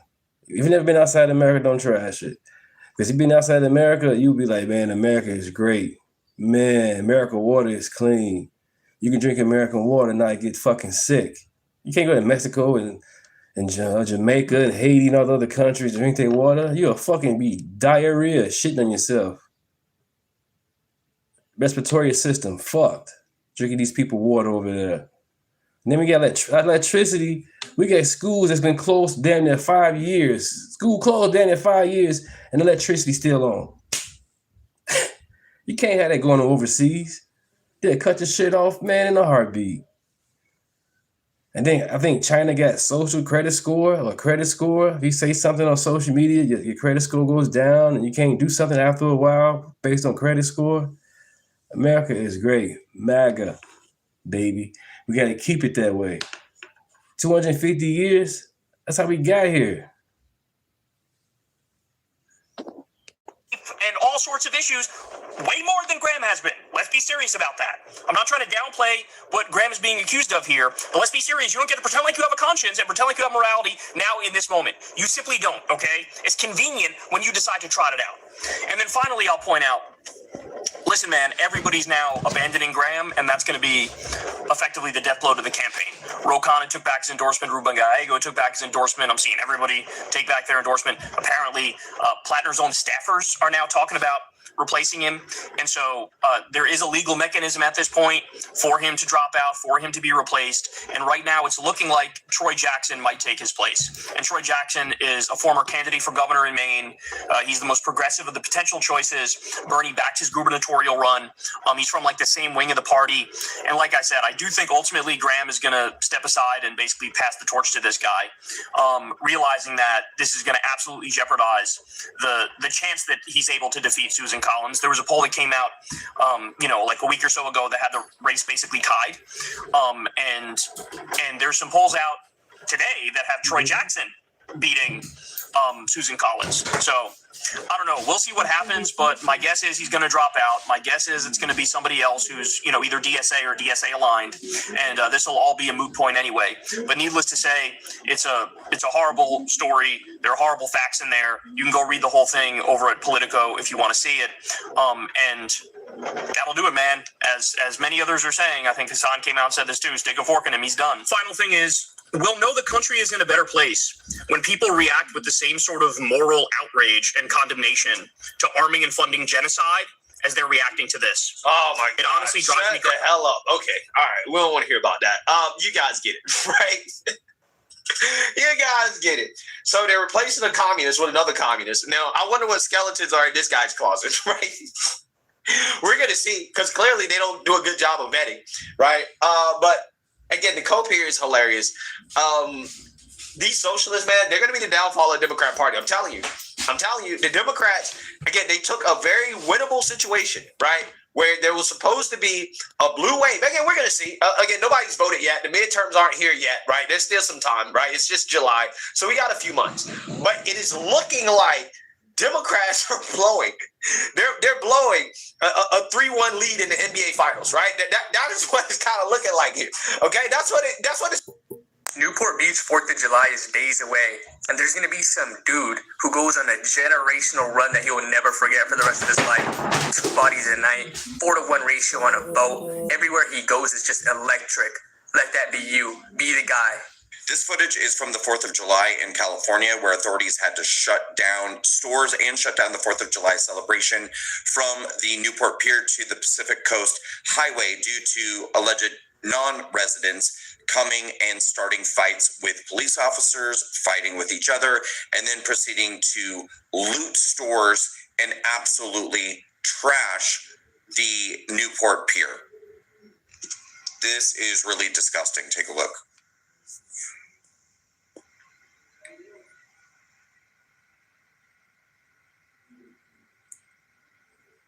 Looting these stores, trashing the stores. Here come the authorities. People are beginning to scatter, but not until after they had engaged in physical assaults on police officers, throwing bottles and debris at them. Then the crowd began fighting with one another. Guys, update in Newport, it's a literal GTA lobby. People are obviously at like malarkeys and they're bar hopping and like everything's chill, but they evacuated the beach. So you can't go on the beach, there's a helicopter. I'll show you a video of the helicopter. Wait, the beach closed? I'm confused. Right there. It's like scanning the entire beach with like a light, so you can't go on the beach, but everyone's like walking around. Fuck, what do we even do? Insane. It was going crazy. I mean, we're on the beach, fireworks are going everywhere. A 4th of July celebration off the rails. And you couldn't even walk half this way. I had to go through a back alleyway so I could get over there and get to my car. A massive crowd swarmed the Newport Pier area. Thousands of people packing the streets, stopping traffic and setting off fireworks in every direction, some hitting officers too. Mobs of people ransacked the pavilions, throwing watermelons and cases of drinks out into the street, leaving behind a huge mess. Everyone's just throwing fireworks up in the air, everybody running, and then SWAT team came out, cops, everybody's in a surrounded area. More than 350 Newport Beach officers, along with 17 regional law enforcement agencies, were brought in to help disperse the crowd. There was a bunch of cops everywhere, blocking everywhere, and we're like, we don't know where to go at this point. Lana Stevens says she and her friends got caught up in the mayhem and ended up among the more than 400 people arrested. So they put us in zip ties and they split up boys and girls, and then they put us in a van. The city's public works. Boy. So you gotta talk about yet again another teen takeover that is shocking the country. Now, I'm not sure why everybody's so shocked by this. Again, we cover this stuff all the time. These teenagers are out of control because apparently we have a parenting problem in this country. And this story, we got to talk about hundreds of teenagers who were arrested doing what is being called a Project X style 4th of July teen takeover in Newport Beach, California. And apparently that resulted in a bunch of businesses shutting down, a lot of disruptions. And residents are fuming, okay, because this team takeover got out of control. So without further ado, let's go ahead and get into this, a problem that is plaguing this country, something that I've talked about so much on this channel. But again, you know, we got a parenting problem in this country. Yeah. So without further ado, let's get into it.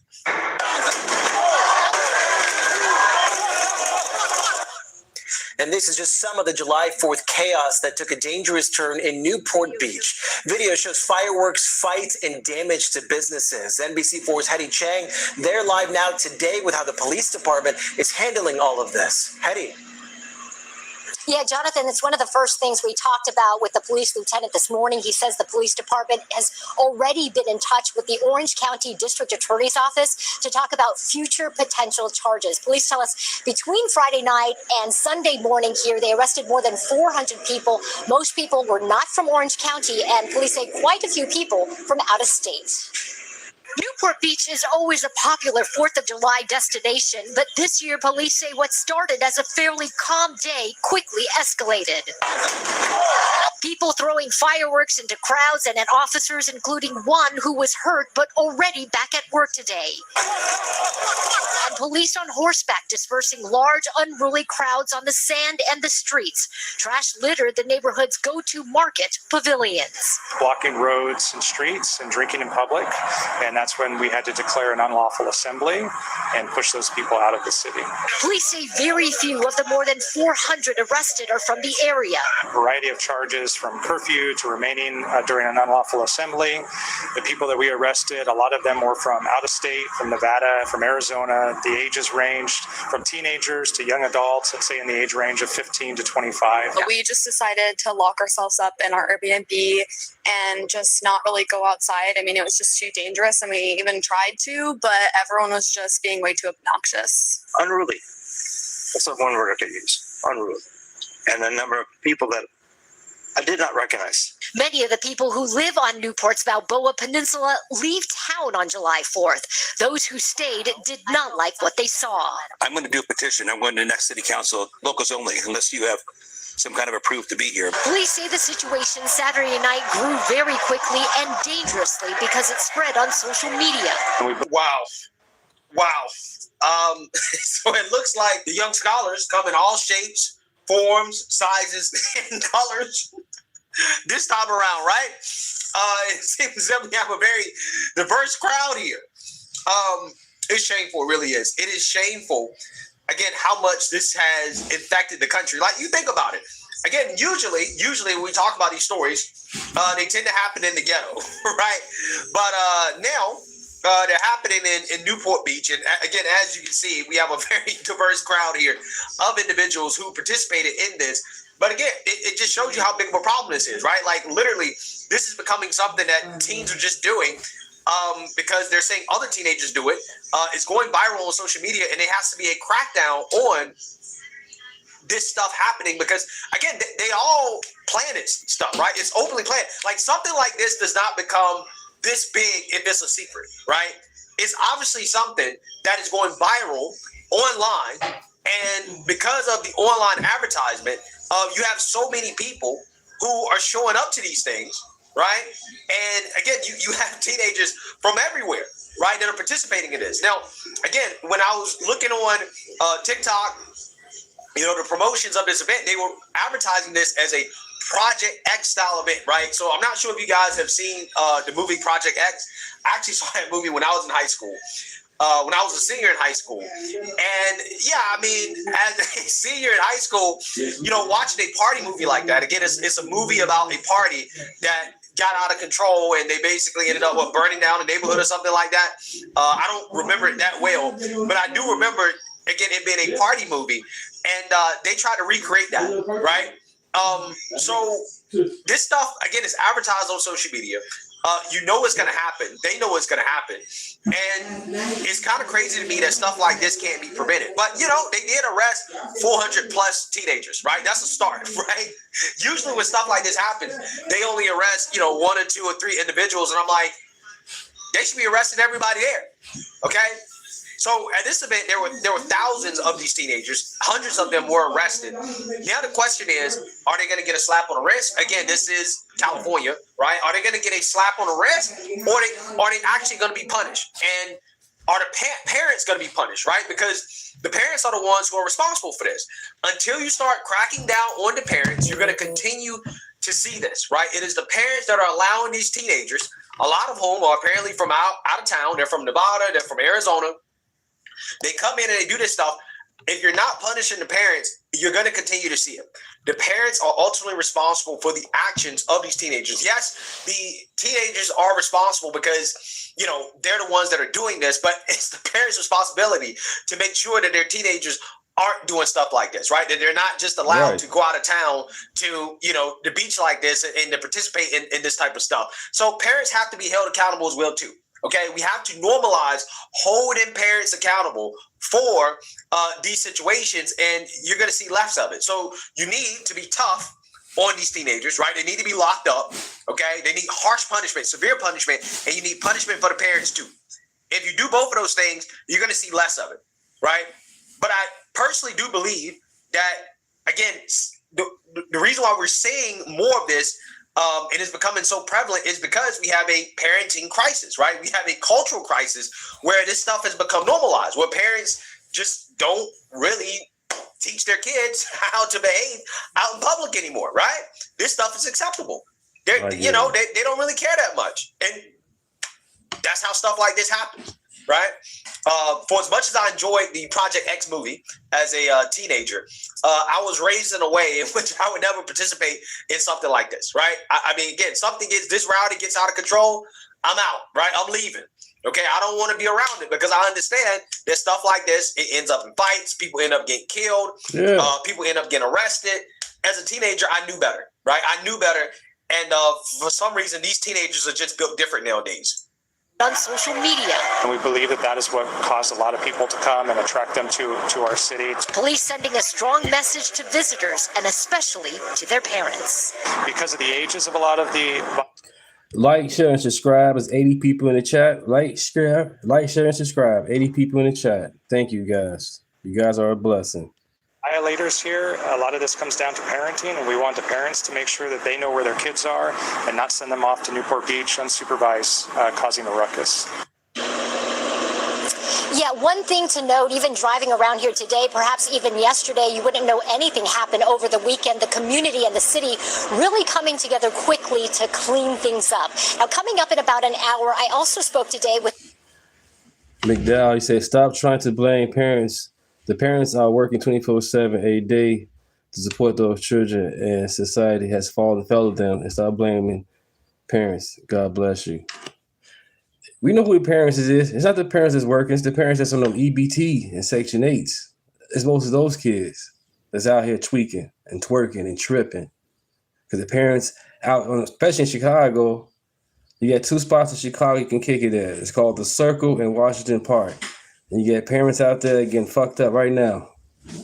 So they're being with their kids, they getting high and drunk, reminiscing about bullshit. I'm from Chicago, from the west side. And the south side is Washington Park, the west side is the Circle.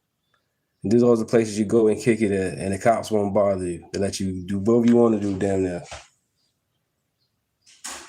So yeah, it's the parents. It's the parents. They can do better. Okay, another situation. Think about Carmelo Anthony family. He had both his relatives, both his family, but his family played him. They played him for the money. So the parents got to do better, period. the social media legal expert to talk about some of these large-scale social media call-outs or takeovers. You're going to hear from her coming up in about an hour. For now, we're live in Newport Beach. Hetty Chang, NBC4 News. Yeah, so like I said, because of the fact that this stuff is going viral on social media, right? Like law enforcement, I mean, they should be aware of this, right? They should be spending time investigating this stuff and preventing this from happening in the first place. But what I find to be very interesting about all this is the fact that local news stations are covering what is a nationwide epidemic, right? The fact that something like this happened at Newport Beach in California, right? Again, usually we cover this, It happens in the ghettos, right in the hood, in places like Chicago. But again, it's spreading. It's spreading. So it's like, at what point does CNN, BS Now, ABC, NBC, at what point does this become a national conversation where the mainstream liberal media, again, national news networks like CNN, MSNBC, etc., at what point do they start covering this like the national story that it is, right? Seriously, because that's a part of it. Because they spend so much time talking about stupid stories like the reflecting pool, but yet they don't cover this. They don't talk about this at all, right? You don't see CNN covering this like they're talking about the reflecting poll, right? Or hating on Trump, trying to come up with some negative news story on Trump or Republicans. If they actually spent time covering these news stories, real news stories that are actually affecting people in their lives, then maybe, just maybe, something will be done about it, right? We have more awareness and attention on this issue. Again, the national news media actually picked up on it. This is a national story, and it should be covered like that, right? I'm sick and tired of seeing these teenagers ruin holidays, ruin public places where people are just simply trying to enjoy themselves. You can't do it because these teenagers are so violent, right? And chaotic. But again, it's a culture problem. It's a parenting problem. And apparently, again, it's spreading, right? It's spreading like a disease, and it's out of control. So let me know what you guys think. Make sure you like, comment, and subscribe. We got to stop all this hatred with each other and racism. Everything's not about color. Wrong is wrong, right is right. It has no color to it. Actions does not have color. This lady right here, she's a squatter. And she lives in Trump's tower. She's going to break it down what Trump did for her. But the mainstream media won't let you know or tell you about it. But I am. The video might be old, but it's relevant. And this was needed today to prove that, that Trump's not racist and he's also the best president, period. Let's get it.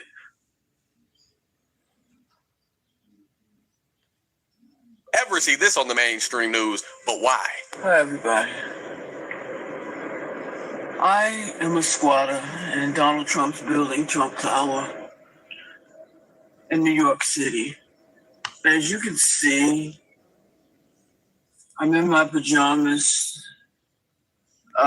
There's Central Park right there.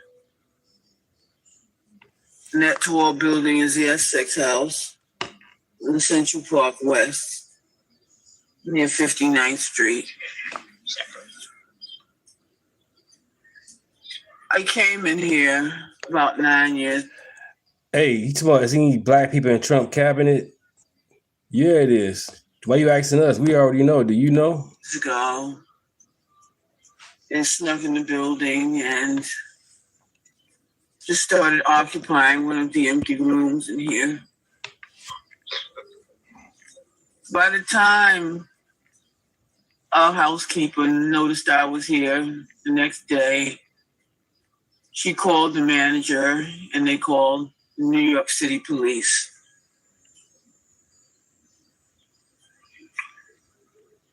Who came up here and told me I had to leave or I would be arrested. When I told them I would not go, they contacted Mr. Trump over the phone, and he came down here. Instead of him evicting me off the property, he said that I can stay. And it's been 8 years. Right, there was didn't Trump just appoint a black woman to the CDC? Y'all jump in this chat with no research, man. Trump does have black people in his cabinet. He got a black woman that's the CDC. I think there's a black man head of the housing program, something like that. Yeah, this is your research, man. Wow. Not only did he not evict me off the property, he makes sure that I get 3 meals a day, by room service, and that I get delivery of fresh flowers every week. She stuck it to the man. hotel, broke into, how you want to put it. Instead of kicking her out, arresting her, he let her stay. And she get free food. Wow. So you blessings. How is Trump a Trojan horse when we voted for him? Kamala Harris was a Trojan horse. She was selected. Nobody picked that woman. We voted for Trump. He wasn't selected. We voted for him. Not a bad guy at all. If it weren't for him, I'd be homeless. I'd be dead right now. I'd be in the street.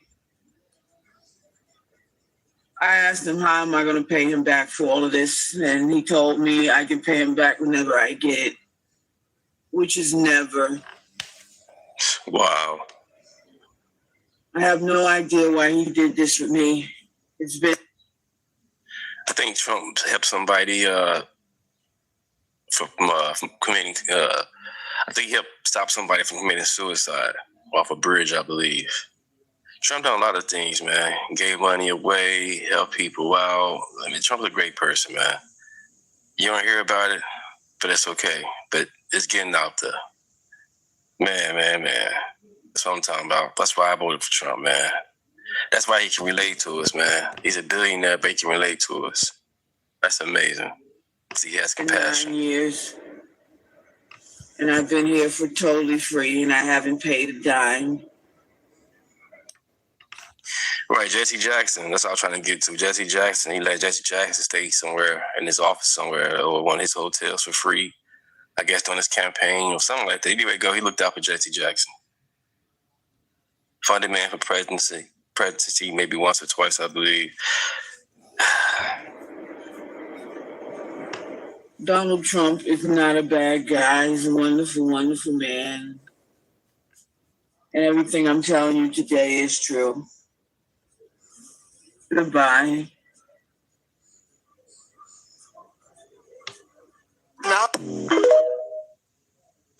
Amazing. I think I've seen this video before some years ago, but I'm glad it's been resurfaced because this needs to be put out there, man. Nobody's perfect. I didn't vote for Trump to be perfect. I voted for him to be a strong president and keep America strong and free. If I be here 250 years, let's get it. USA, baby. USA. Name is Deunta. Thanks for stopping by. Like, share, and subscribe. Just want to share that with you guys. We got this. We got this, America. America is cool to let people come in, you know what I'm saying, the right way and love America and assimilate. But we can't let people come in and wish death to America, to us, to anybody. Hey, Michael, you silly, man. Enjoy the chat. Got y'all work to do. Remember to like and send me his money. You silly, man. We don't want no harm on nobody, but we can't have cultures or religions coming in like the Muslims. Palestinians coming here to want some death to America. They're going to invade America. Islam going to be in every household. This is a Christian nation. Period. There ain't no takeovers. This is America. All right, black guy, man. I'll catch you later, bro. Period. I'll be back tomorrow. I'll be back tomorrow. And then you letting people getting voted in. They don't love America. Are you insane? You liberals, you Democrats, you guys going this far left that you want to have people come in. You say I'm tap dancing? That's a Democrat party. They tap dance. I'm not a Democrat party. I'm a conservative Republican. I'm not a slave. Never was a slave. So I'm tap dancing. I'm not a sellout. Never was sold. But welcome to the chat, Copeland. Welcome to the chat. And get voted in. They don't love America because you don't like Trump. Or just that you just were so thirsty in power that you're willing to destroy America just for this thirst, for a quick fix to the longevity. That's why I voted for Trump, for longevity. None of this quick fix stuff. But let's get into it. You see this is some X. This is insane. I'm going to play 2 videos. Oh, it's not happening. It's happening. And we need to stop it. Allah Akbar! Oh no! This is the Islamic Republic of New York established. You hear that shit? Islam will be in every household. Inshallah, the whole world is Muslim. Welcome to Mamdani's New York. No. You see this city? Welcome to Mamdani's New York. Get the fuck out of here. You hear that trash? This is America. Mamdani just got here. This man not 100 years old. This man's what, in his 30s, 40s maybe? This man's not, he's not even been here that long. Are you serious? Hell no. Yeah, that's what we've been trying to tell y'all. Stop it. And y'all ain't taking over shit. New York may allow that to. His age doesn't matter. I'm saying the man just got here. He want to trash America, and he's saying this is what? Hell no. This is America, man. No way, Miss. No. Happen, but Oklahoma sure as hell won't. Get the fuck out. Oh, it's not happening. It's happening, and we need to stop it. You gotta stop this. Allahu Akbar! Oh no! Fuck you! You see this? No. Hell no. It gets even more crazy. Listen to this trash.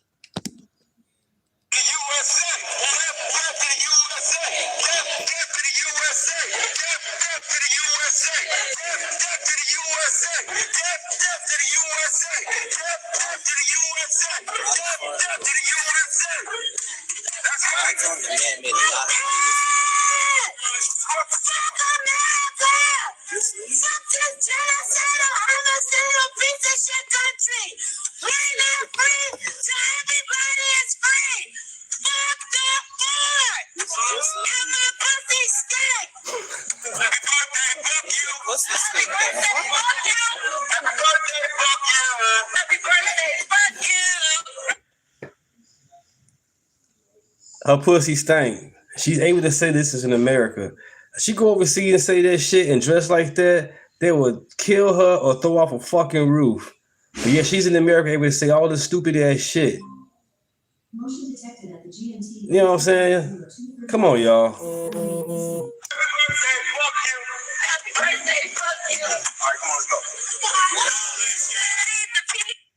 Just leave if you don't love America, man. Get the fuck up out of here if you don't love America.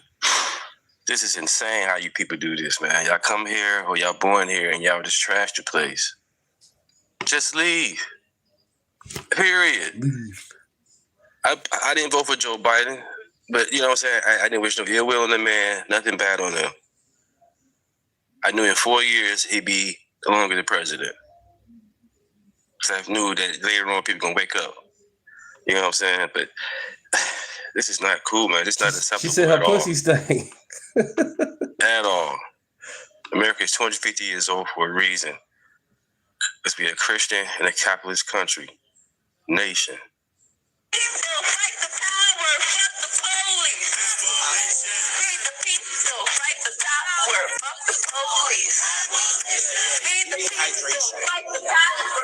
Listen. Shiesty Nurse clocking in. Holy shit. First of all, happy post 4th of July. I was way too drunk to be on here. I made a couple of videos yesterday, but I had to tap out. You know, sometimes you gotta know when to hold them, when to fold them. And I folded them after those last videos yesterday. So I apologize. But I'm back today. And you know what? It's Sunday, so it's still 4th of July. So shout out to you. Have a drink. Get the grill going. Go to church. Praise God. This is ridiculous. This has to be, and this wasn't just one of these today that happened yesterday. There were several across the country, and I asked the liberals to take one fucking day off. It's hot outside. You don't have to celebrate the 4th of July, but you don't have to shit on it. You know what I'm saying? Like that's the shit. That's the part of me that when I left the left, I was like, you guys are gone too far. Right, they're going too far. You know what I'm saying? These people get too much free time to just constantly go out and protest. Every little goddamn thing. They just out here protesting, man. You know these people get no jobs. You know they're on Section 8, and they also get paid by some type of, some billionaires paying these people. Private organizations paying these people. Because there's nobody out here dedicated this much to protest about any little stupid thing. That's crazy, man. Go home, read a book, read the Bible, man. They out here wasting all their time protesting for no reason. You don't have to. It's like, it's not that deep, bro. Like, it's not that deep. None of you picked cotton. None of you, if you guys love Palestine so much, go live there. Go provide aid. Go do something. Go do something that's not shitting on a country that's not shooting you, by the way, for having this opinion and doing it. No one's stopping you. No one's attacking you. You see how, like, conservatives, no conservative attacked them? Just saying. Just saying. No one came and ran them down with the cars, shot them in the... Right. Us right wingers, us MAGAs, we didn't go out there protesting every goddamn thing Biden was doing or did. You know what I'm saying? Yeah, we got on the internet and talked about it, social media and all that, but we didn't get no in mass and we not stopped protesting. You know what I'm saying? We was at work, getting this money. You guys out there protesting no kings. If he was a king, you guys won't be protesting. You know that, right? Come on, y'all. Let's continue.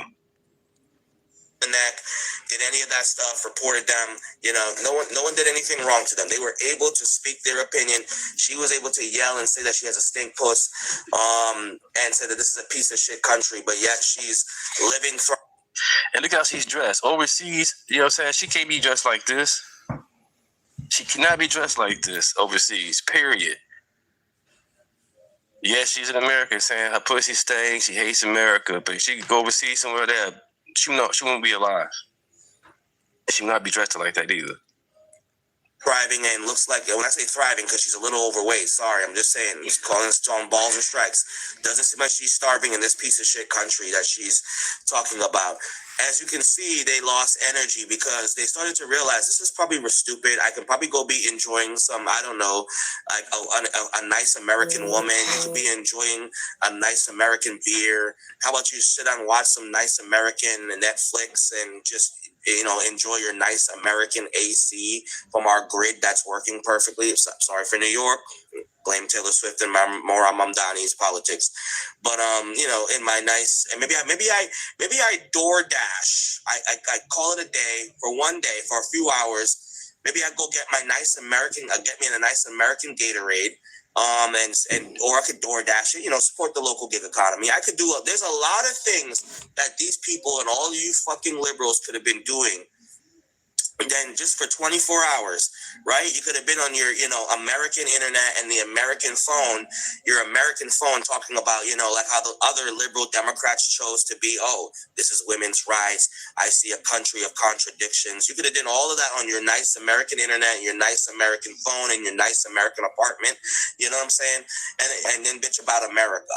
Yeah. I keep saying American because I want you to understand how fucking retarded this is. Literally. Okay? You want to hate this country so bad. It's fine. There's places that hate America like just as much as you. Go live there. go to live in Iran. Like, what's the fucking point? Shiesty there's clocked in. Like, what's the fucking point of doing all of this? If this is your everyday, and this is why I believe in paid protesters, because there's no fucking way. Just said it. Like, you guys are undefeated. Like, there's no 365 this is what you do 365. It's not actually moving the needle. I just said all this. It's my first time watching this video. I just said all that. That's crazy. Know when to fold them, when you're packed up. Like, if this is you 365 as liberals, you're not moving the needle. You're just making yourself look stupid. You're not swaying votes here. No. You know, that's why I believe in paid protests, because you would only have to be able to be paid to be doing this on one of the hottest weekends, on a day where you're like, man, nobody's really out here. Like, bro, like, you're getting paid. You have to, you know, crowdfund or crowds on demand. You're making your pud, dude. You're making a lot of money off of these fucking retards. But whatever. Let me know in the comments. Share it, like, you know, subscribe for $1 if you got it to my X page. I'm doing a space tonight. Yeah, you guys. You know what I'm saying? I just want to share those 2 videos with you, man. I love America, man. Period. Trump, you know what I'm saying? Keep America first, man. Iran, Israel, you know what I'm saying? They terrible. They terrible, man. We gotta do better, Trump. We gotta do better with these people coming across the border. We gotta do better with this thing going on across overseas, man. We gotta do better with this. We gotta tighten up. Name is Deunta. Like, share, and subscribe. Thanks for stopping by. We have the honor of being alive in America's 250th year. And the arguments about what this country represents are everywhere. I mean, everywhere. Some of the loudest ones coming from places that really have to live with the consequences of what they're actually saying. So today we're looking at a few moments that show the difference between performance and reality, starting with The View. And with an American flag on that cap. You might as well have a hood on. You might as well have a hood on, because that's what it looks like. That's what it feels like. But you say this is the best nation. The best nation for who? Yeah, when you say it's the best nation. When you say it's the best nation, the best nation for who? Because if we are celebrating 250 years, what are we exactly celebrating is what I want to know. And so I'm really glad that picture was taken, because that picture is how we feel walking into many rooms down the street. That picture is how we feel, and nobody will believe us. So look at that picture and understand how it feels. You never should be made to feel like that. It's wrong that this and I said this on this show many years ago, because this is my 10th year on the show, and I said there are times when I walk into a community and I see American.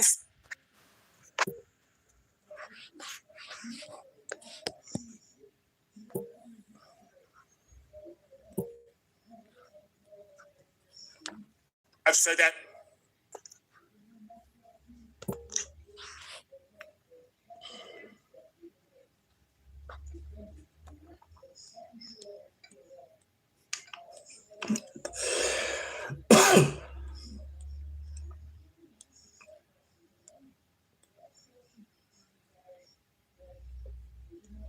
Patriot Front, who marched in Washington, D.C.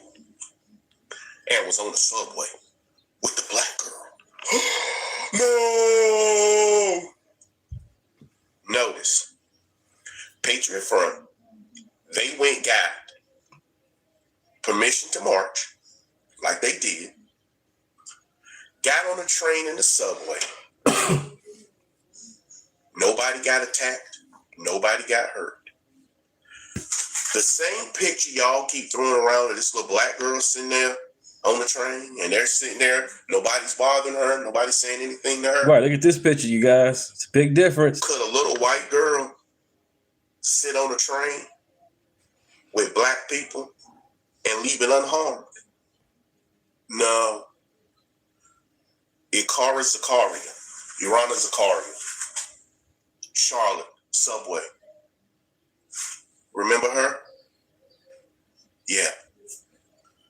So, black people are safer around alleged white supremacists than they are when it comes to YNs. That's right, that black woman was not bothered, not harassed by the white supremacists, but it was a good chance she could get robbed by a YN. But a young white girl, if she's around a black supremacist, she gets murdered. America is a great country, to where everybody keeps blaming and screaming about white supremacy and racism and all that, and you're safe around the white supremacists than the ones who claiming racism. Amazing. Socialism. Socialism. Socialism or capitalism? Socialism. I prefer socialism. Socialism, my dear. Socialism. Socialism. There's a lot in socialism we can really learn from to grow our country. Capitalism or socialism? Capitalism, baby. My mother and father fled Albania when I was 11 years old. What was life like there? Horrible. We had no running water. We had no electricity. We had no toilets. We had nothing. We had nothing. We barely had anything to eat. Socialism has never worked anywhere in the world. It will never work.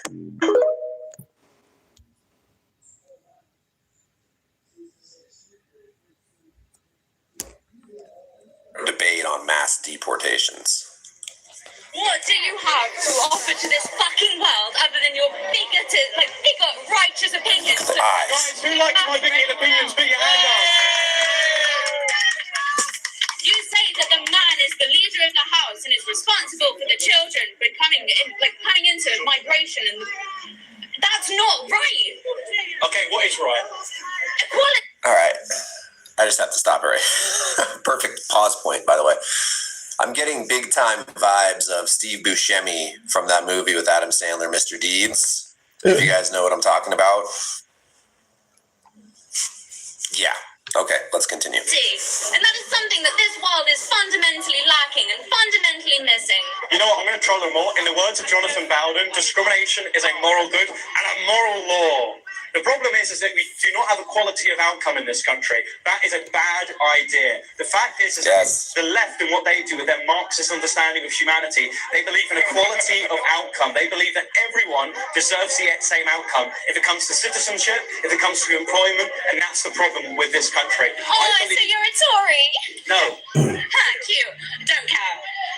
Get a fucking grip on life. Actually learn what the real world is Grip like. on life. Area legend, you know that this is a MAGA chat or conservative chat, common sense chat, facts over feelings. So how you can come to this chat trying to persuade us to go Democrat? Most of us was Democrats already. We're not going back, bro. We're not going back to being Democrats or voting Democrat. So I know why you guys come to conservative chats trying to expect us to go back. It's not going to happen. I'm glad you're here. Help you learn and help you watching the video instead of trying to be a keyboard warrior. Watch the video because the videos I'm showing you, it makes sense. It's facts over feelings. I'm not just showing you Fox News. I'm not just showing you Newsmax. I'm not just showing you NBC and all that. I'm showing you different outlets. And you can go from there. On the real. Get a grip on your eyeballs, girl. Fuck. On my mic and all my life. No life has you by the balls and you're just falling fucking foul of everything. I'm 17, I'm doing this, I'm engaged. That's funny that my hat triggered people. Copeland, my hat triggers you, huh? That's crazy. This is the American hat. But it's triggering you. And my hat triggering you, why you in the chat then? You can leave the chat. You're still welcome to stay all you want, but if it's triggering you, my hat is, leave the chat, man. That's crazy. I have a very happy family life. I'm loved by lots of people. I'm financially secure. That has made me at the top 1%. The fact that I'm privileged at my age to speak to people like you who disagree with me on the political aisle, to speak to university students, to be invited at you. Thing about it is Bill Clinton said it, make America great again, years ago. You can pull the clips up of what Bill Clinton said. Just Google it. He's a Democrat. Trump was a Democrat. I was a Democrat. Everybody was a Democrat at one point. Now we are all conservatives, aka MAGA. Universities to speak to people who are significantly older than me, and that is a privileged, God-given position. I'm very thankful. Don't get hat offended. My hat's still on my head. How am hat offended? My hat's still on my head, bro. I got to get some more hats on the real. I got a black one. It's in my closet. I can pull that out. I'm never hat offended.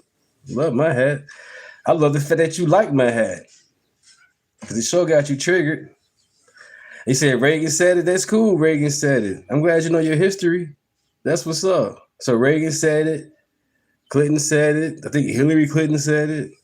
Yeah.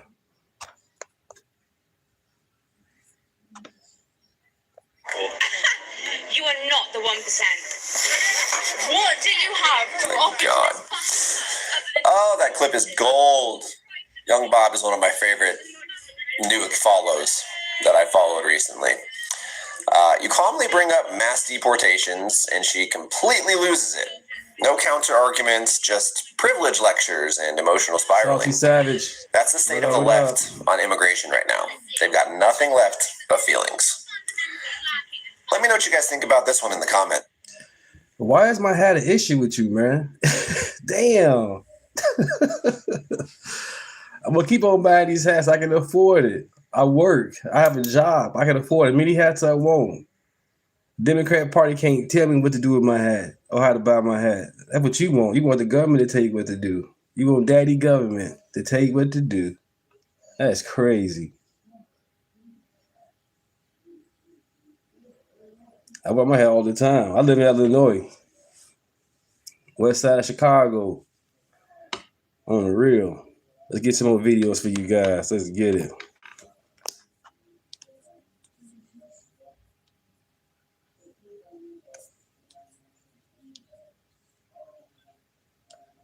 White female cop getting beat up by the pack of gorillas.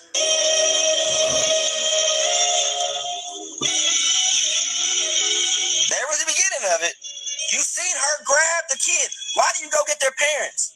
Why are you grabbing the kid? Well, you think I could just pull their parents out of thin air? I'd love for their parents to come and stop them, but they're not here right now.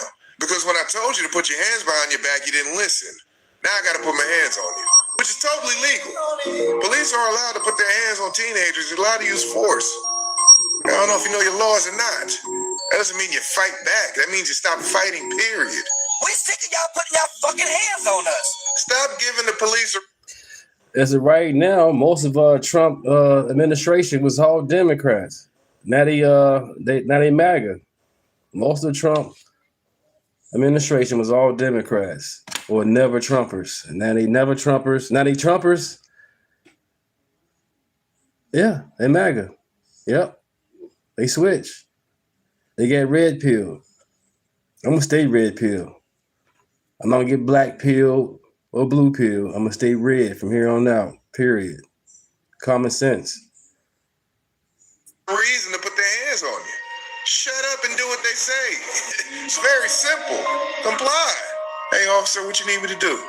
Okay, all right. I don't think I did anything wrong, but I guess we'll find out at the station. Very simple. Everybody goes home happy. So the minute we step up, you cool ass niggas got something to say? What are you so confused about? You're gonna encourage people to step up? What does that mean? Jump the police or fight back? All you're doing is encouraging your people to throw their lives away. Now they go to jail, now they got a felony. Now they can't get a job, now their kids can't eat. What does that do? Create more niggas. See the problem here? Stop putting yourselves in positions to have hands put on you in the first place. Whether that's a cop or whether that's one of your peers. Stop getting into fights, stop getting into trouble. Be a good person. How about that? You ever try that? I don't have these problems. This is a you problem. Some of us have made it out. And we're reaching back and trying to help you climb up the mountain. Show some respect. Stop talking and listen for a change. There you go. I say whatever I like.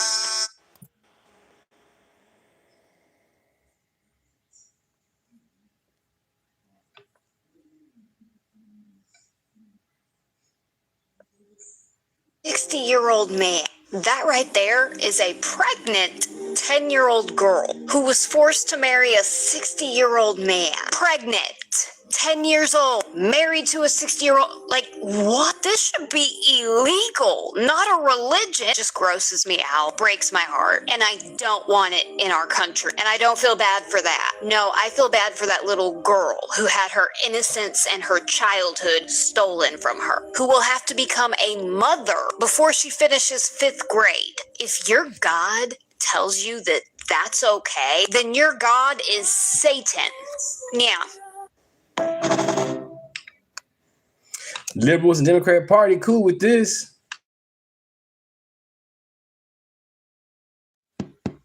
Y'all dissing MAGA, us Americans who love American first. I'm gonna play this video again. That right there is a pregnant 10-year-old girl who was forced to marry a 60-year-old man. Pregnant, 10 years old, married to a 60-year-old. Like, what? This should be illegal, not a religion. It just grosses me out, breaks my heart, and I don't want it in our country. And I don't feel bad for that. No, I feel bad for that little girl who had her innocence and her childhood stolen from her, who will have to become a mother before she finishes 5th grade. If your God tells you that that's okay, then your God is Satan. Yeah.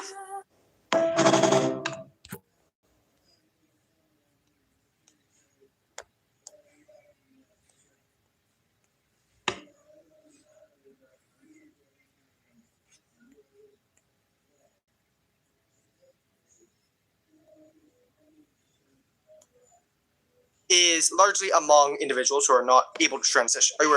Are you aware that transgender individuals have a particularly high suicide rate, and that suicide rate is largely among individuals who are not able to transition? Are you aware of that? Would you consider that Actually, the suicide rate does not go down after transitioning, and in some individuals, such as those who regret it, it actually ends up going up. Let's differentiate between suicidality and suicide. Suicide, it refers to a completed death, whereas suicidality is the experience of feeling suicidal, which is something that is not really exclusive to the transgender population, actually. It's something that's common in people who have overall mental health conditions, who struggle with learning disabilities or with other parts of life. But for example, with people who have eating disorders, when we're treating their mental health issues, when we're addressing their suicidality, we don't push them further into their belief that their body is wrong. We don't tell them, yes, you are fat. Yes, you have to starve yourself in order to feel happy because your body is reflective of who you are. No, we tell them you need to eat healthier and you need to work on your image with your body and your identity. But we don't do the same with transgender people. We tell them, yeah, you are, the way that you're born is wrong. You need to change your sex. You need to change your body in order to feel happy and whole. Otherwise, you're going to kill yourself. By allowing people to believe that they're made wrong, that they have to live in this false dichotomy of either transition or suicide, that is going to create more suicides. Dang.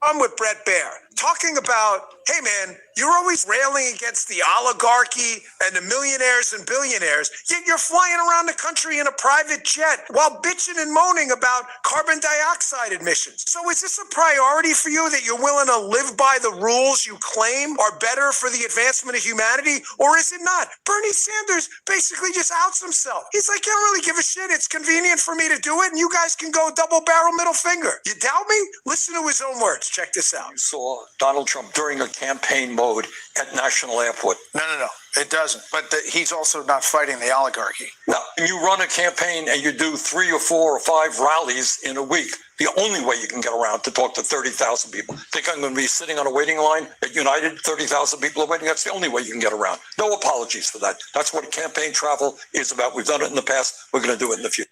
How are you falling for this? I don't get how the minority fall for the bullshit art of grifters. I've got evidence. You're going to show it? No, I'm never going to show it. But you're going to keep falling for it. Here's Bernie. It's a work Tuesday now. Very simple.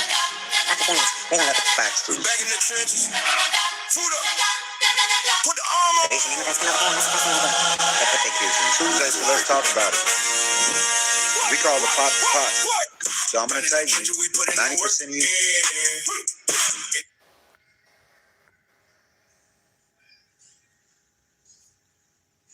Peddle Marxist lies about our heritage, tell our children that we live on stolen land or that our heroes were oppressors. They're doing something much worse than slandering our past. They are slandering and attacking our future. Not going to let that happen. They're trying to tear down the great American character, to destroy the people who declared independence. He's right. You cannot be a communist and a patriot. You just can't. Everyone is out there celebrating the 4th, 250 years for the United States of America in their own way.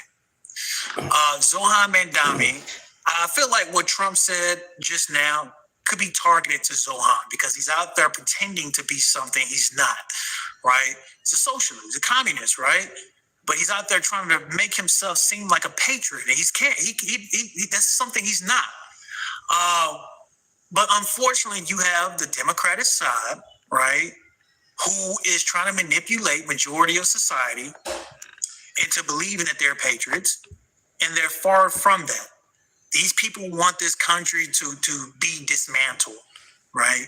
They want this country, and I don't know why, because it's like you all live here. That's one thing I never understood about Democrats.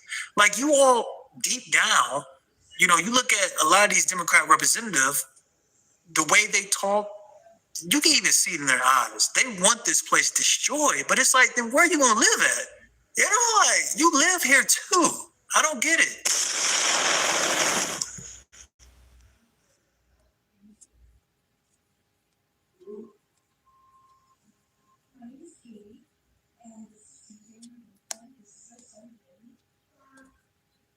Half as bad as the niggas I got to deal with now. Them niggas, they go to these churches, these house shopping niggas, these Obama niggas. these niggas that love that trash called Obama. The niggas' mama is white. She's a piece of trash. She's a slut and a whore. Obama, first black president. Obama, first black president. Obama, we have black president. We don't pay a gas bill no more. We don't buy gas for no car. Obama, first black president. We got a black president. Ooh, damn. Niggas! You ain't see nobody like them. So can't your eyes are open? How you gonna have a black president coming out of a white woman's vagina? Nigga, what's wrong with you? How you gonna have this man don't care nothing about you? He's a damn cocaine head surfer out of Honolulu. He don't know nothing about the hood. He don't know how to duck back in the alley. He don't know about being black. What's wrong with you? Let me tell you something. Homo.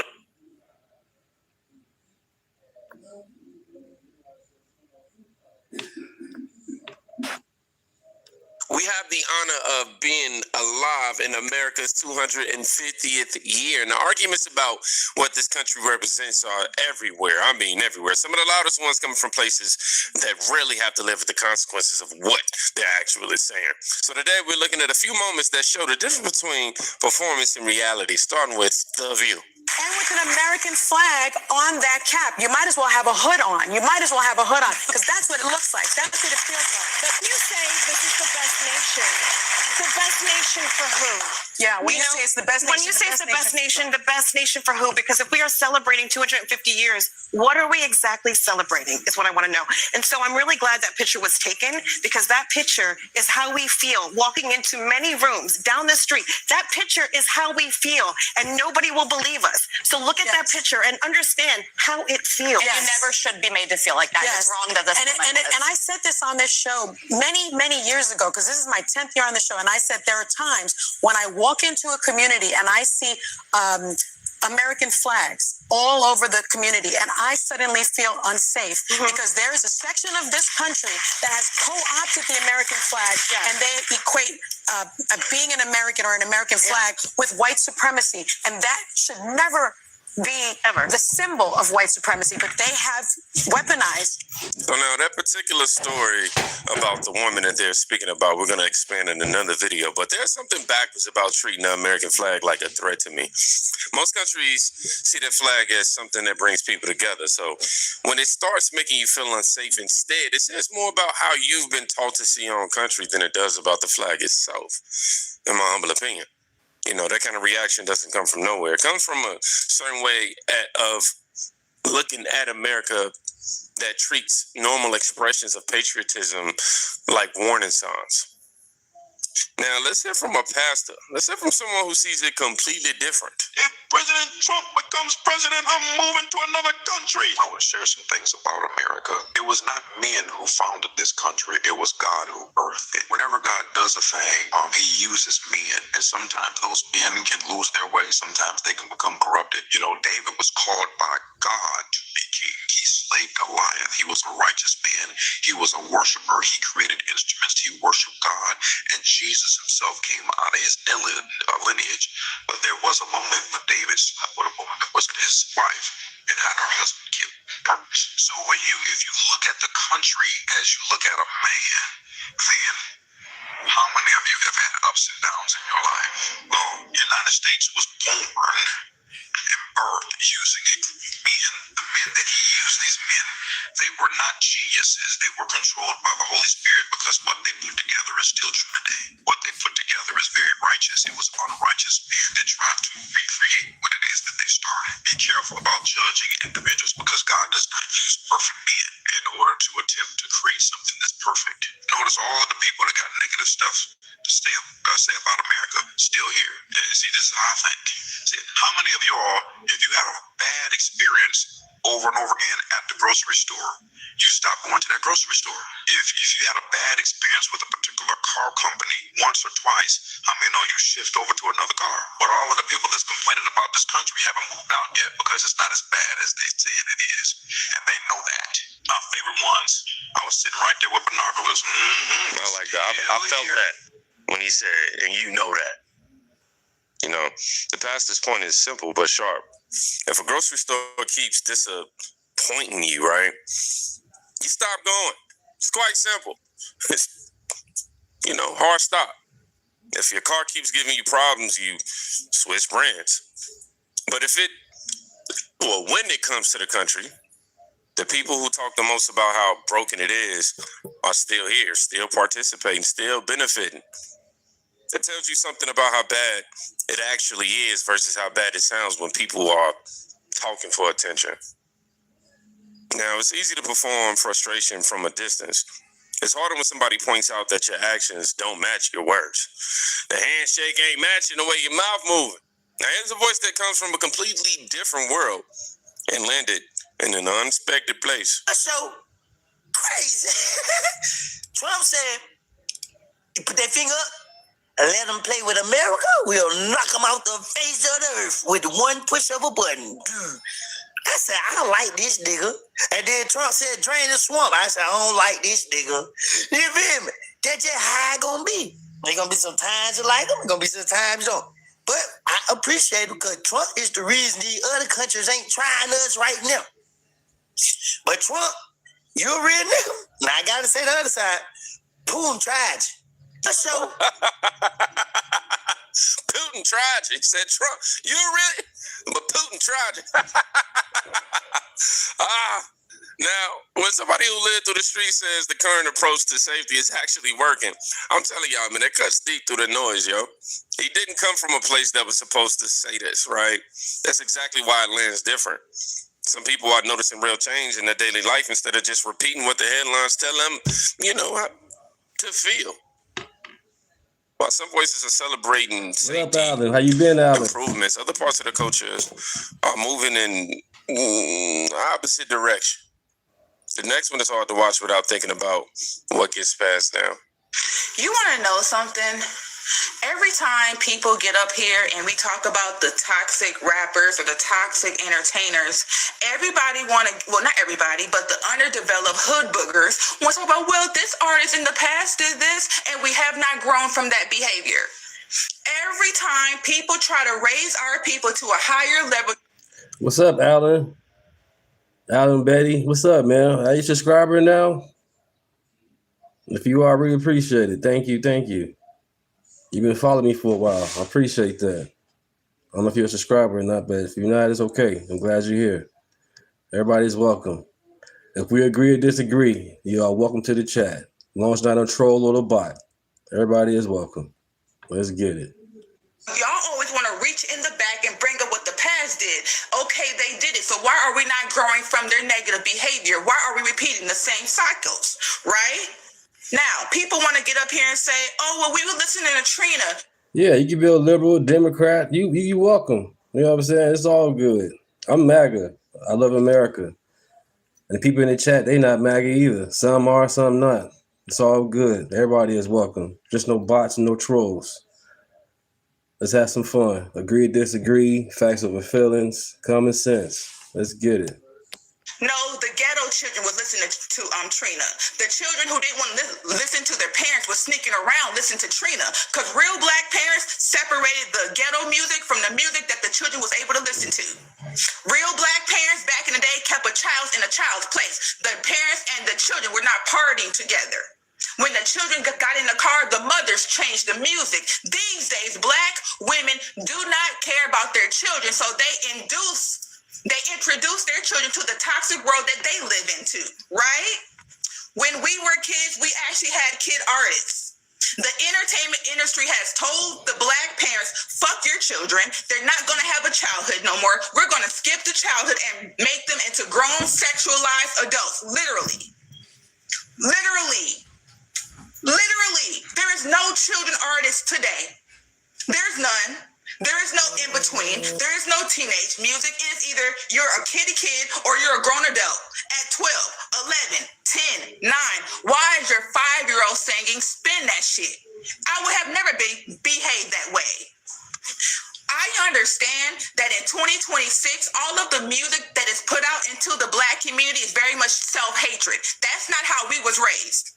We was not raised on self-hatred. We was raised on love. Talib Kweli, India Irie, Mos Def, Lupe Fiasco, my motherfucking favorite, Dead Press. I love them. Mos Def.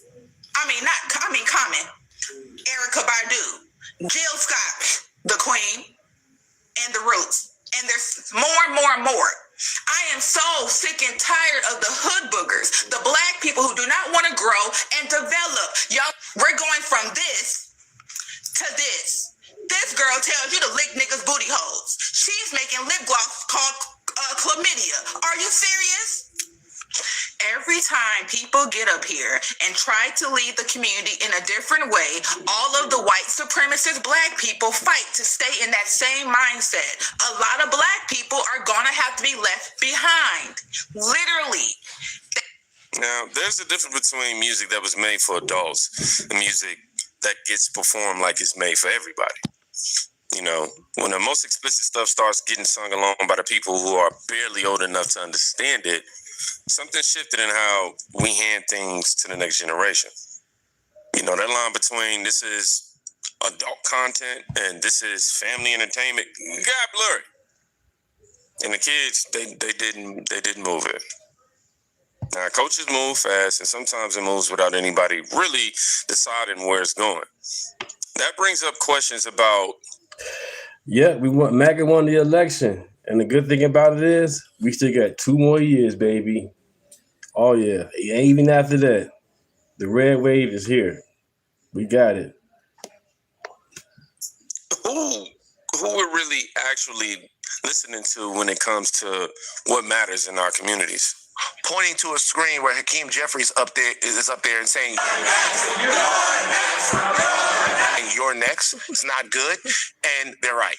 They're right about that. That cannot be just casually dismissed. And I've said this for a long time, and I'll continue to say it. The left, which is the DSA, which is politically my home, needs to understand some of the nuances of racial politics in America. And if you truly want to court black voters and black people, you're going to have to do that, because the thing about the Republicans has always been, well, the Republicans, you see a lot of people go, Grady, hey, why don't you guys vote Republican? Why don't you guys just give it a spin? Give it a spin. Why not? Why not? Why not? And the answer to the question is you won't let us. Black people that I know that are conservative, that lean a little bit more conservative, they almost have to be moderate Democrats, because the base of the Republican Party is so viciously racist with the way they attack black people to build their political power, that no black person with any type of race consciousness or self-esteem would ever be a Republican. Because in order to be a black Republican, you got to say shit like, maybe we were better off during Jim Crow. And there's no coincidence that was said. During Jim Crow, the black family was together. That's right. During Jim Crow, more black people were not just conservative, because black people always have been conservative-minded, but more black people voted conservatively. And then there was a political movement to sort of bring back Jim Crow, right? And the left has to learn that lesson. The left has to learn the lesson of, you're going to talk to us nice. Because if you don't talk to us nice, then we can't believe anything else that you say.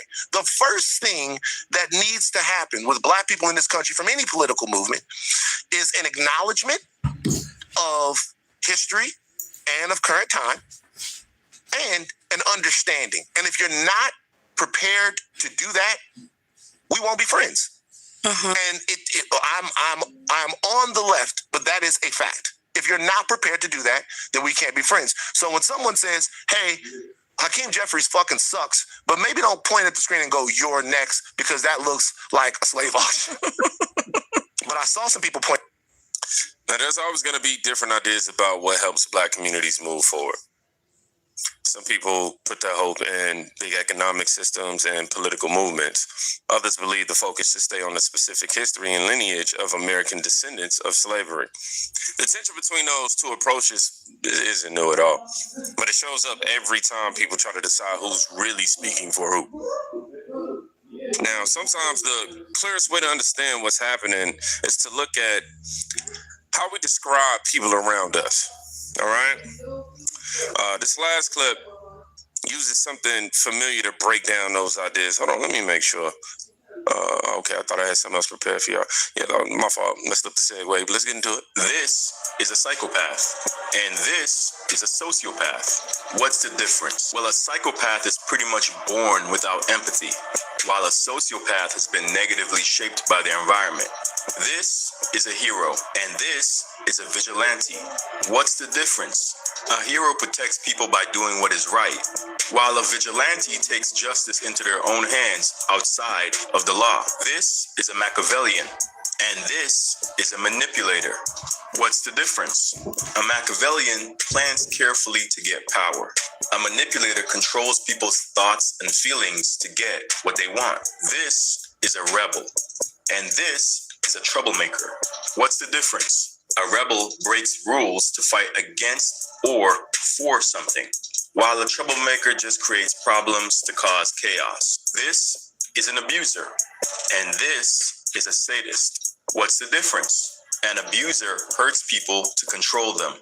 A sadist just enjoys watching people suffer. This is a nihilist, and this is a pessimist.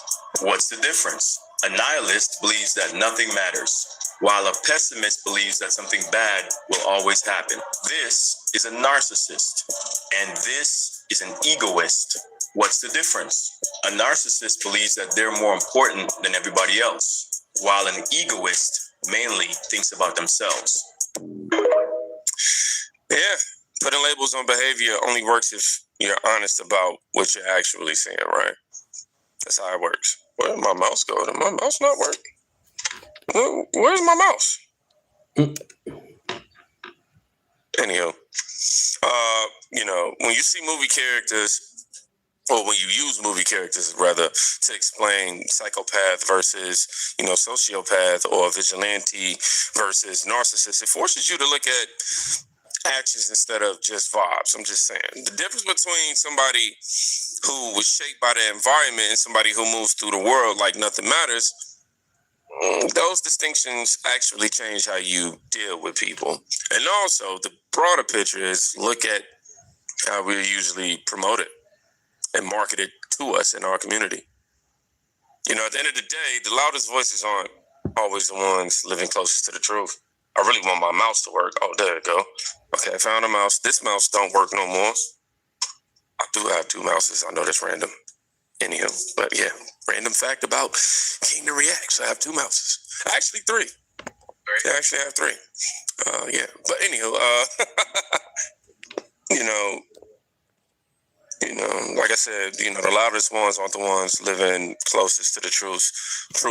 The ones who stay, build, and speak from where they actually are tend to have a clearer picture than the ones performing from the sidelines. So, I want y'all to let me know what stood out to y'all the most. And I want to leave y'all with scripture that's been frequent here. Proverbs 14:34. Righteousness exalts a nation, but sin is a reproach to any people. Also, if you made it to the end of this video, I want you to put, son, give me a random word.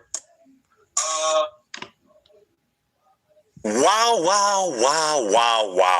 Who'd have thunk it? A Democrat that had been presumably extremely well vetted by the Democrats seems to have a very spicy history, a history of,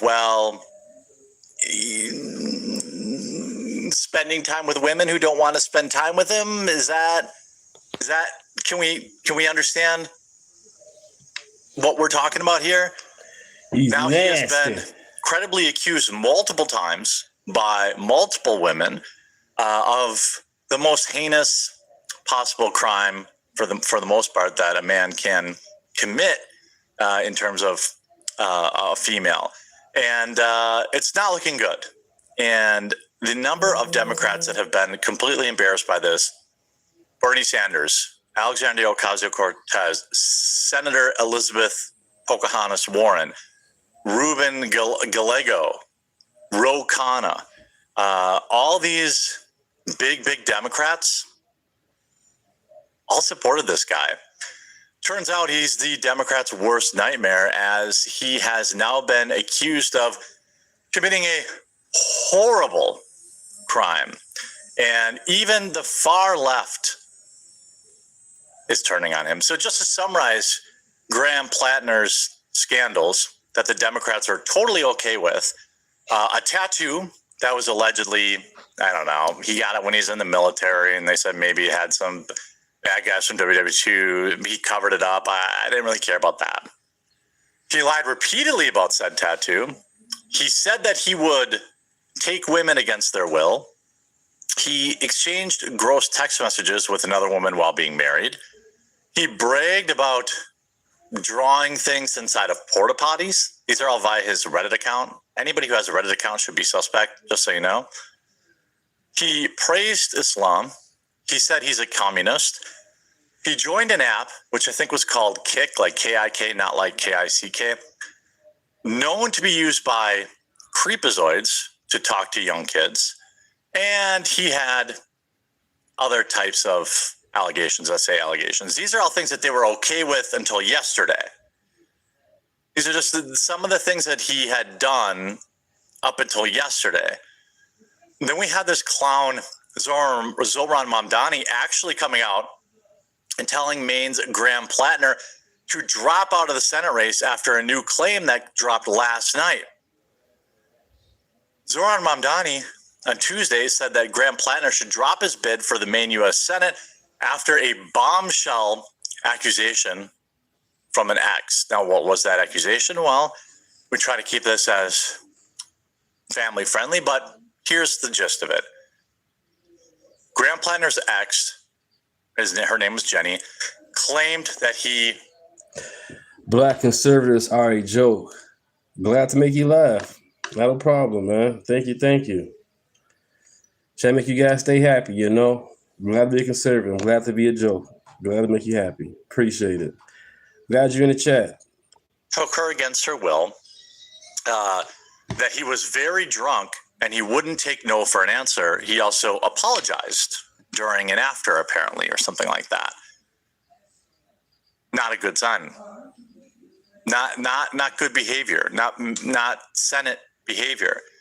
An ex-girlfriend of scandal-scarred Graham Platner claimed that Maine Senate hopeful broke into her home and took her against her will almost 5 years ago.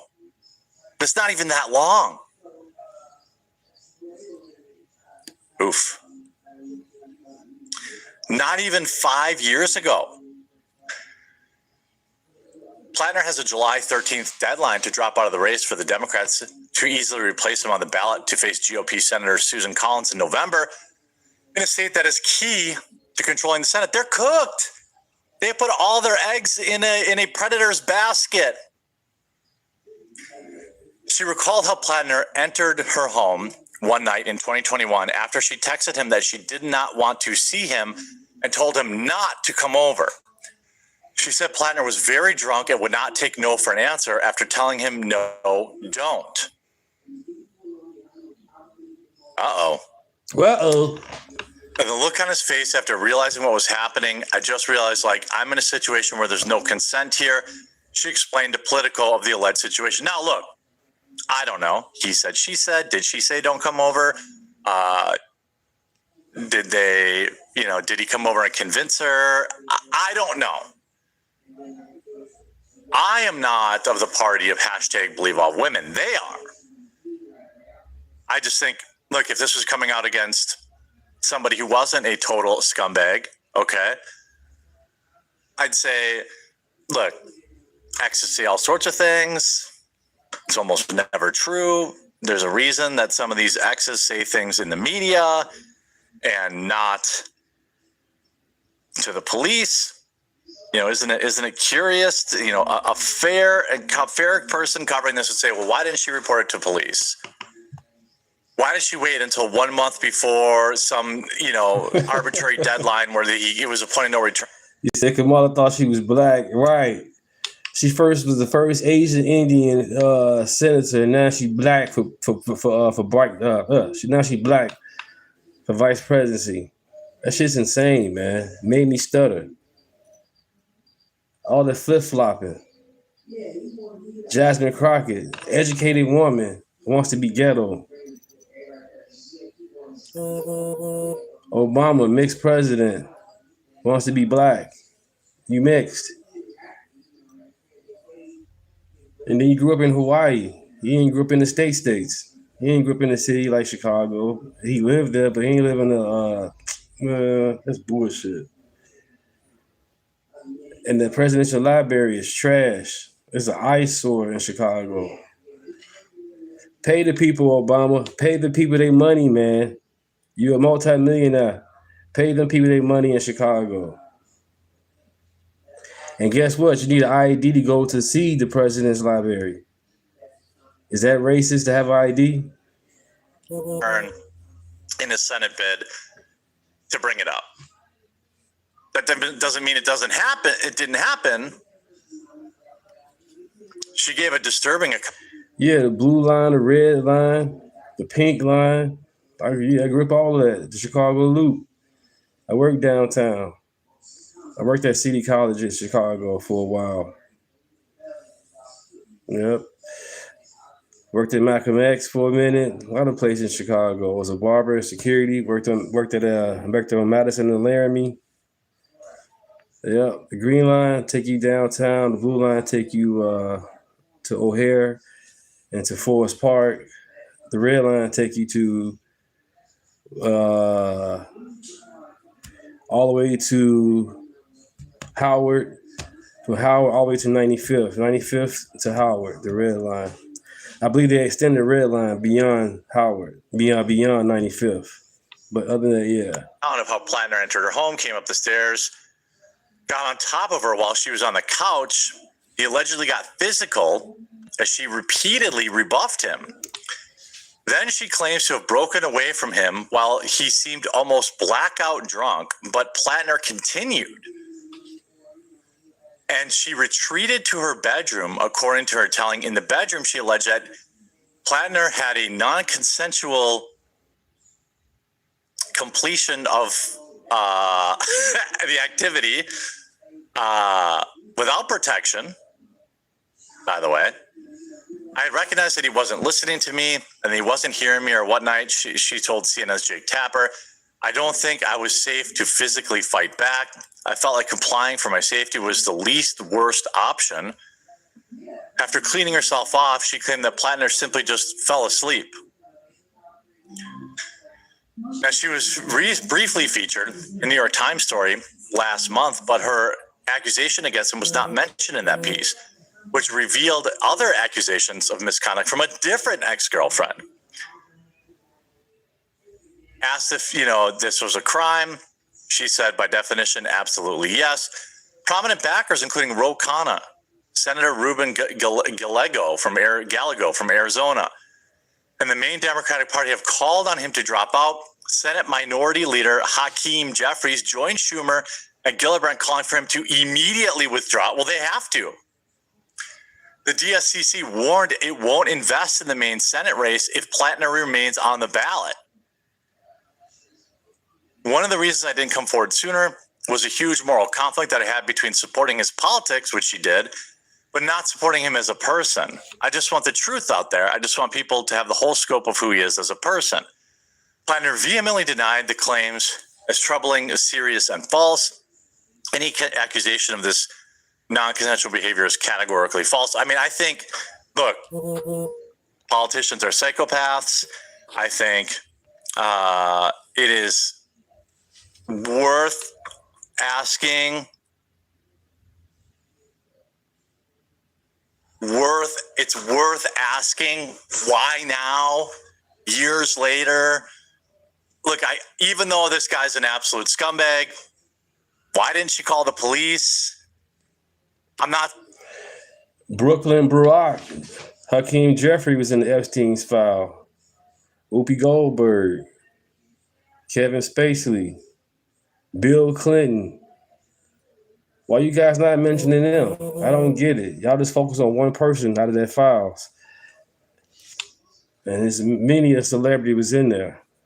And Bill Clinton is the main one was on the Epstein Island in plane the whole entire time. Did you guys watch the trial? When Bill Clinton got a chance to see the pictures of back in the day, the man got excited. Amazing. What was the outrage for that?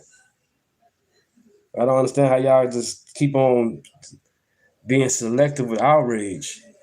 If you're gonna have the outrage, be all the way out with it. Don't be selective with it. Be all the way out with it. Stop picking and choosing, because nobody is perfect. Period. And y'all wait till the second term to talk about some Epstein files. That shit's amazing. The man been shot at damn near fucking 10 times. They tried to bankrupt the man, put the man in jail. They tried to put the man in jail for as far as election fraud. And you guys keep on talking about some Epstein files. You people are insane. The man been assassinated twice. You know what I'm saying? He's been shot at twice. This man been shot at. And you care about a goddamn Epstein files. Pray for the victims, man. Pray for the victims. Again, they are trying to kill this man. And you guys from some damn Epstein files. You guys are stupid, man. What about that sheriff? What about that when it comes to the Obamas, what about they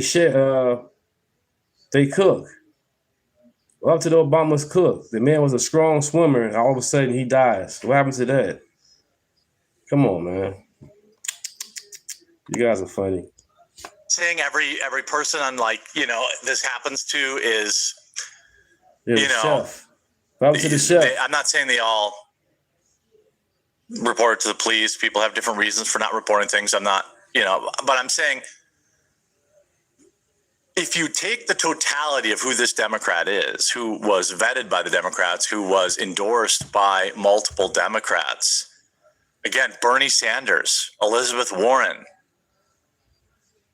right? All these people, vote vets, end Citizens United, Our Revolution, a fight worth having. These are people who have now rescinded, though. So vote vets endorse him as a veteran focus group, and they've now rescinded. End Citizens United, endorsed, now rescinded. Our Revolution, a fight worth having, has now been rescinded. SURG, which is showing up for racial justice. Well, you had people from England, they'll say King George, his brother. You have royalty in the Epstein files. So it's kind of like, what the fuck, man? Let that shit go. You had royalty in it. You got people from the news, rich, everybody and mom was over there with that man. Period. Pray for the victims. Has now rescinded. Maine People's Alliance endorsed in the primary. Their site still lists. And then how you get raped and then say rape is sexy? That's some stupid shit. You're not a victim. No victim will ever say being raped is a sexy thing. Never. She's not a victim. She's an actor. And you guys know that. If you guys follow the case that tight, you would see how she's parading around for money. She's not doing this because she's a victim. She's doing this for clout. She want to be relevant. She's not doing it because she's a victim. And that's the sad thing about it. Somebody throw a title up there, you guys go with it. Instead of doing more research behind it, they throw a title, you go with it. Chuck Schumer said, Jim Crow 2.0. You guys go straight with it. It's not for us Americans. We are an Americans. Jim 2.0 is for the illegals they want to keep here. These people want to become American. They don't want to assimilate. You got people been here 10, 20 years, 30 years, and they ain't get no visa. They working, but they ain't assimilated. They still can't even speak English. That's bullshit. You've been here over 10 years, you still can't speak English, or you can't get your visa together. You getting the money to get it work, to get it right. And then when ICE come, you want to cry. Called racism. That's stupid as hell. You had time to get your shit together. Now that the law comes, now it's all of a sudden you the victim. How? How does the victim get praised? How does the villain get praised?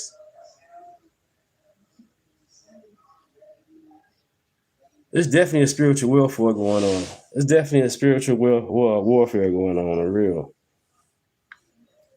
Sim there on this July 7th. The United Auto Workers Maine State Nurses Association and others have endorsed him and not yet withdrawn their endorsements. So maybe they don't know, but not a good look. This is, of course, not everyone is having, he deleted it. He finally deleted it. Okay, I had it on the screen. You saw it happen in real time. He wrote, Graham Platner may drop out. I hope he doesn't. He wrote this after the claims. Meanwhile, the abuser in chief just keeps on keeping on. I couldn't believe it was real, and he has now since deleted it. Please, Papa Archive. Please, Papa Archive, save me. Oh, here we go. All right, so just to prove live that it did exist, here it is.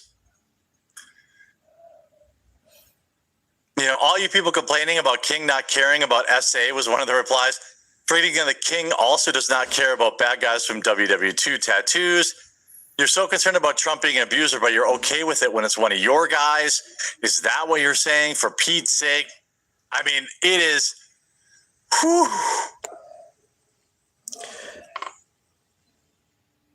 Hey, Dave. So you said we defending a sex abuser. So, Dave, are you cool with illegals coming to America, unvetted, unchecked? Are you cool with illegals coming to America? Are you cool with open borders? Because anybody in this chat, I know most of you guys in the chat not, but anybody in the chat that's cool with open borders, don't talk about the Epstein files. Anybody that's cool with open borders, do not talk about the Epstein files. Because you guys already know the last few years, even now, women and children are getting unalive and touched by these illegals. You guys know this. You guys know this. You liberals and Democrats, you keep on calling these damn chats talking about a goddamn Epstein file, but you son of a bitches, y'all cool with the open borders. And you know these open borders are bringing in these fucking illegals with drugs, and these kids are not their kids. That's why they had the DNA thing shut down, because they had the DNA test where these men come in with these little girls saying they the fathers, and they the fucking pimps. They do the DNA test to check the father and that little girl, or the dude and the little girl, to make sure if he is a relative to this little girl or not. And the Biden administration shut that shit down. The Democrat Party is bogus as hell. You guys are nasty, man. You guys are freaks. Epstein files.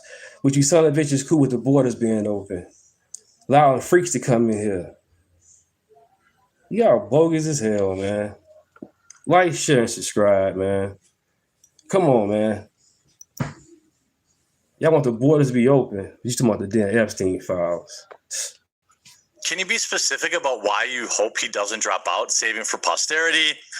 I mean, wait, hold up. Time out, red card. You condemn Trump for the same allegations as Platner, but you support Platner, not even going to mention the other stuff, makes you effing hypocrite. So that is how extreme your double standard is. Pathetic. What does Trump have to do with the Democratic? Hillary Clinton had email. She burnt the shit. What about the Hillary Clinton email? Her shit.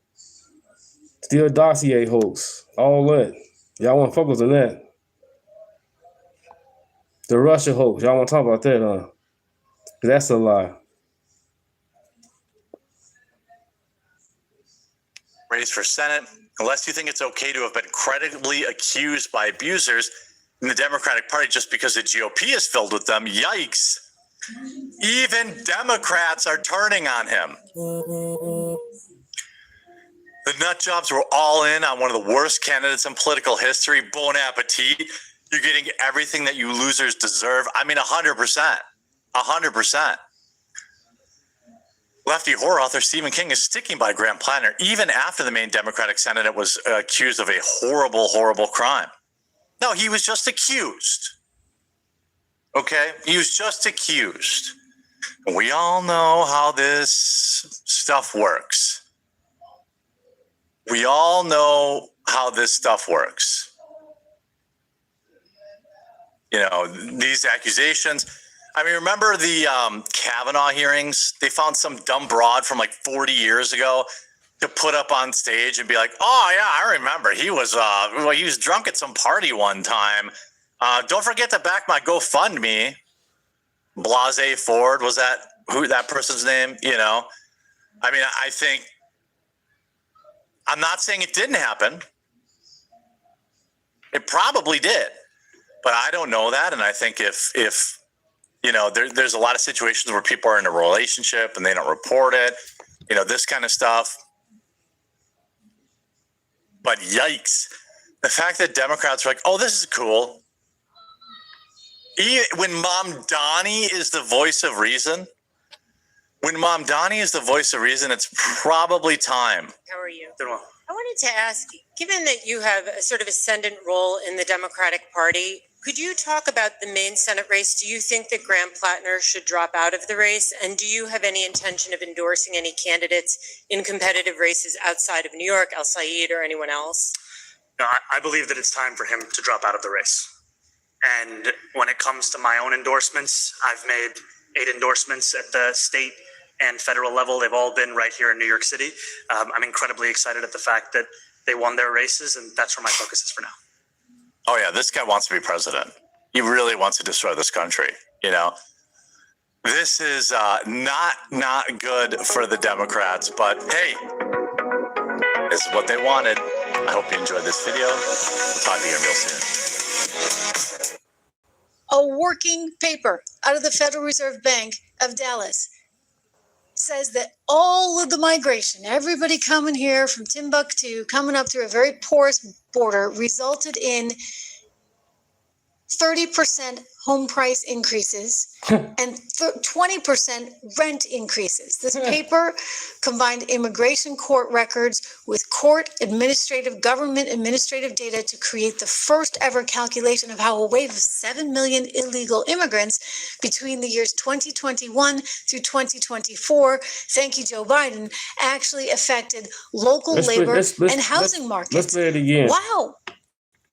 Resulted in 30% home price increases and 20%, a working paper out of the Federal Reserve Bank of Dallas says that all of the migration, everybody coming here from Timbuktu, coming up through a very porous border, resulted in 30% home price increases and 20% rent. Hey, chat, you know what? Ain't no point in going back and forth. They know Trump wasn't convicted.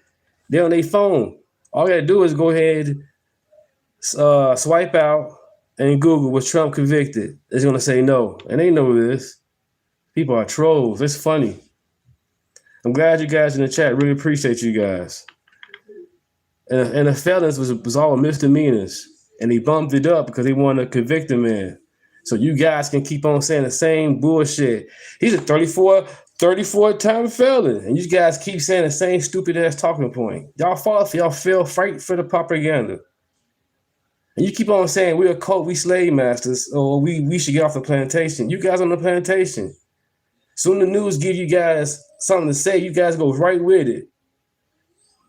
The View, 34 times felon. CNN, 34 times felon. ABC, all them dumbass news outlets. You guys are slaves. You keep talking about MAGA as a cult. You are a cult. You guys are the cult. You liberals, you Democrats. Increases. This paper combined immigration court records with government administrative data to create the first ever calculation of how a wave of 7 million illegal immigrants between the years 2021 through 2024, thank you, Joe Biden, actually affected local labor and housing markets. Wow. All right, so you bring all these people in and suddenly, sure, it creates pressure because you don't have the resources for it. Unbelievable. I'm reading here from the report, the total weighted mean increases in house prices and rents over this period were 22.4% and 22.6% respectively. Putting these together for the average, you can explain approximately 30% of the total increase in house prices and 20% of total increase in rents. They said they found very little evidence that there was any kind of home building done that was expansive enough to meet that additional added demand, right? You have millions and millions and millions of people coming in, and you don't have the resource. They are seeing the exact same thing in Europe right now, the exact same thing. They're creating, the report writes, a demand shock in markets where supply was already constrained.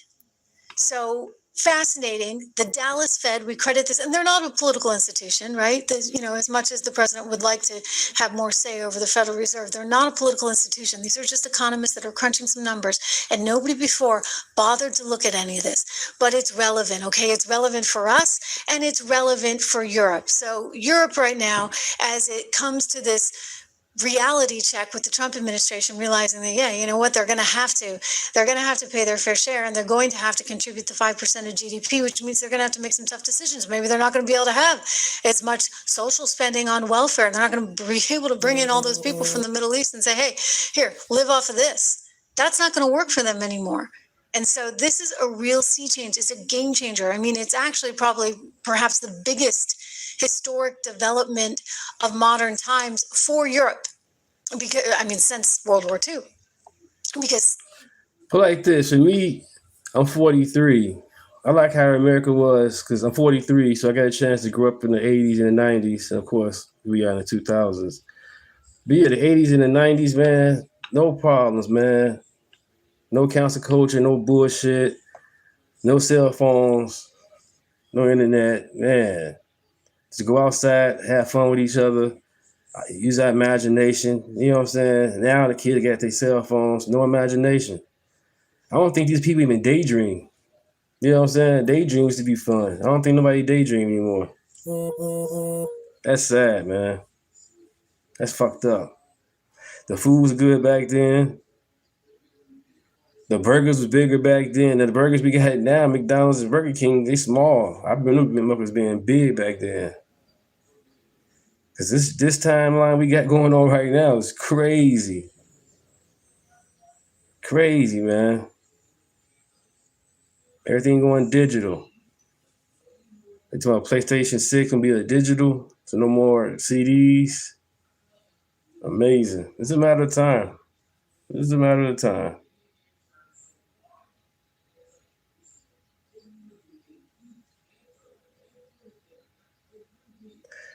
Bradley White, how Trump is racist? I'm black. I voted for Trump.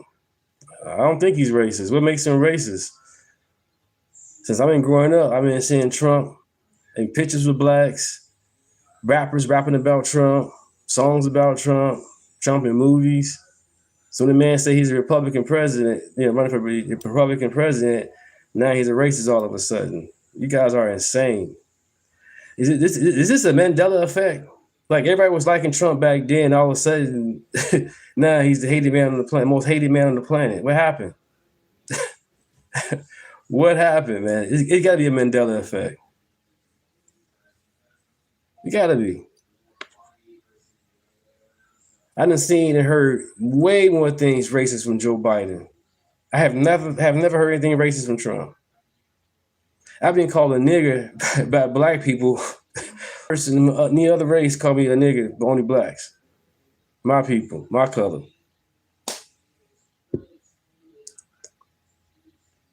West side of Chicago, now live in Rockford. Come on, you guys. We gotta do better as people, man. Unity. Unity, unity. Since the aftermath of World War II, we've been footing the bill for everything. Everything comes down to us paying for them. And that's ending. And it's not going to happen here in the United States of America so long as Donald Trump is in charge. Quick shout out to our friends over at Balance in Nature. I just want to remind you, oopsie daisy, you can get Balance in Nature with Right, Obama and most of these presidents in the past, they all had slaves. Trump never owned no slaves when it comes to his ancestors. 10% off. Use my code word Trish, TRISH, balanceinnature.com. Don't forget, like all the things that give food its color that you see in vegetables and fruits, they're called phytonutrients. And what Balance in Nature does is it harnesses those phytonutrients freeze dries them, and packs them in. I don't have the exact number in front of me, but it's like a lot of fruits and vegetables there. So I do encourage you, we can keep it in the car. Now people are fighting back. We're starting to see like everybody start to say, hey, wait a second. But the problem is the Democrats themselves don't seem to recognize that this is enough of an issue. Fox put out a new poll this week. 55% of Democrats actually think socialism is okay. I'm like, who are these people? What are they thinking? Mamdani. And it belongs to us all. Oh. It belongs to... This is his, little fun thing he did on the George Washington desk. He decided to just trash America at our 250th birthday. Wonderful guy that he is. And one of the things that struck me about this was who he surrounded himself with and the sort of confrontational those standing here with me today, to the camera, all of whom were recently naturalized. To be a little crooked. Nearly a decade ago. Okay, so let's go forward a little bit.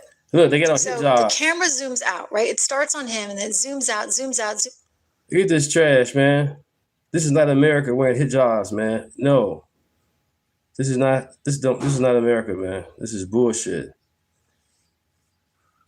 They want stuff free so bad, they let the Muslim in office. That's fucked up.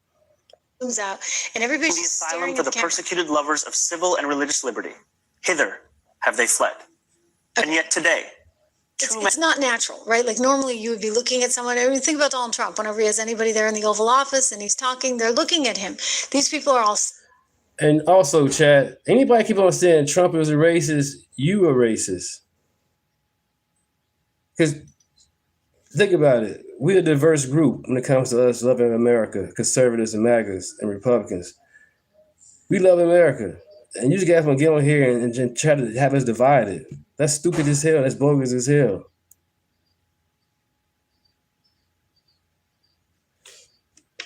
I don't get it. What is you saying? What?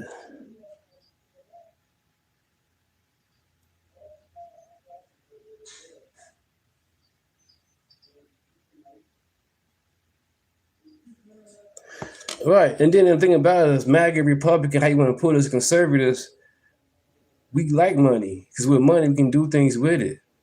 We don't need the government when we get money. And we working for it, we getting it. And that's the Republican Party. That's MAGA. The Democrat Party wants you to rely on them as the government. They want you to be their children. They want you to be with them, daddy government. Trump is giving America back to us, the people. Democrat Party want to stay in power. Again, Nancy Pelosi, 40, 50 years in power in Congress. Chuck Schumer, 40, 35. All these rhinos, the swamp. They've been in there too long. Over 30 years, they've been in power for over 30 years. That's the problem right there. 40 years, Nancy Pelosi been in office from 100,000 to a multi-millionaire. That's crazy.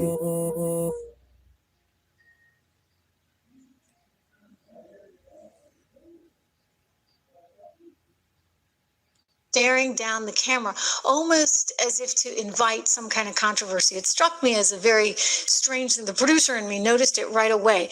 But I'd also say... that's cool that Trump only cares about himself. We know that. That's cool.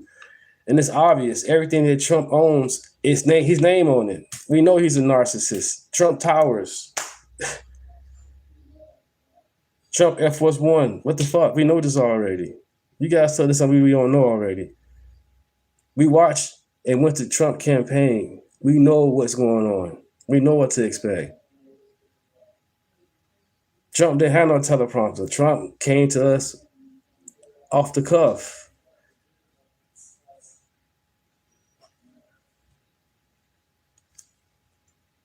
Forget the producer in me for a second. Let's just talk about the economist in me. The pure economics of what he's proposing are absolutely disastrous. I've told you that over and over and over again. Well, my friend Steve Forbes, he has a few things to say about this too. Let's listen. Mamdani wants you to ignore is that people came to this country precisely because, as Abraham Lincoln put it, you had a chance to improve your lot in life, begin and do things you couldn't do in any other part of the world, and it worked. People had more freedom, people had an opportunity to move ahead, and we all benefited from it. And he wants to take that away. He talks about the slums. He said that when you got off the boat, all you saw were these sordid tenements. Well, who's the biggest slumlord in New York City right now? It's the city itself with public housing. Which, by the way, he will not allow criticism at public hearings about the city's problems being a landlord. Public housing is awful. Ask anybody anywhere. It's not just in New York City. It's in Chicago. It's in L.A. See, that's the problem. I can criticize Trump and still vote for Trump. So what you talking about? Stay independent. I am independent, but I'm going to still vote Republican. I'm not going to vote Democrat.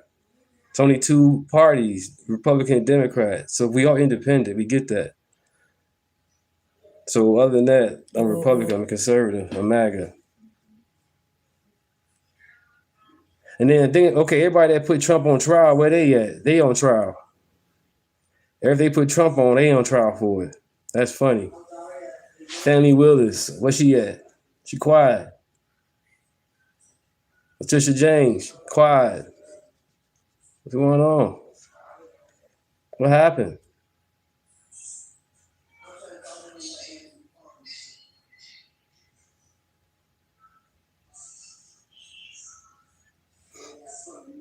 You're not an independent if you vote either party. What do you mean by that? I mean, when it comes to the ballot, it's Republican and Democrat.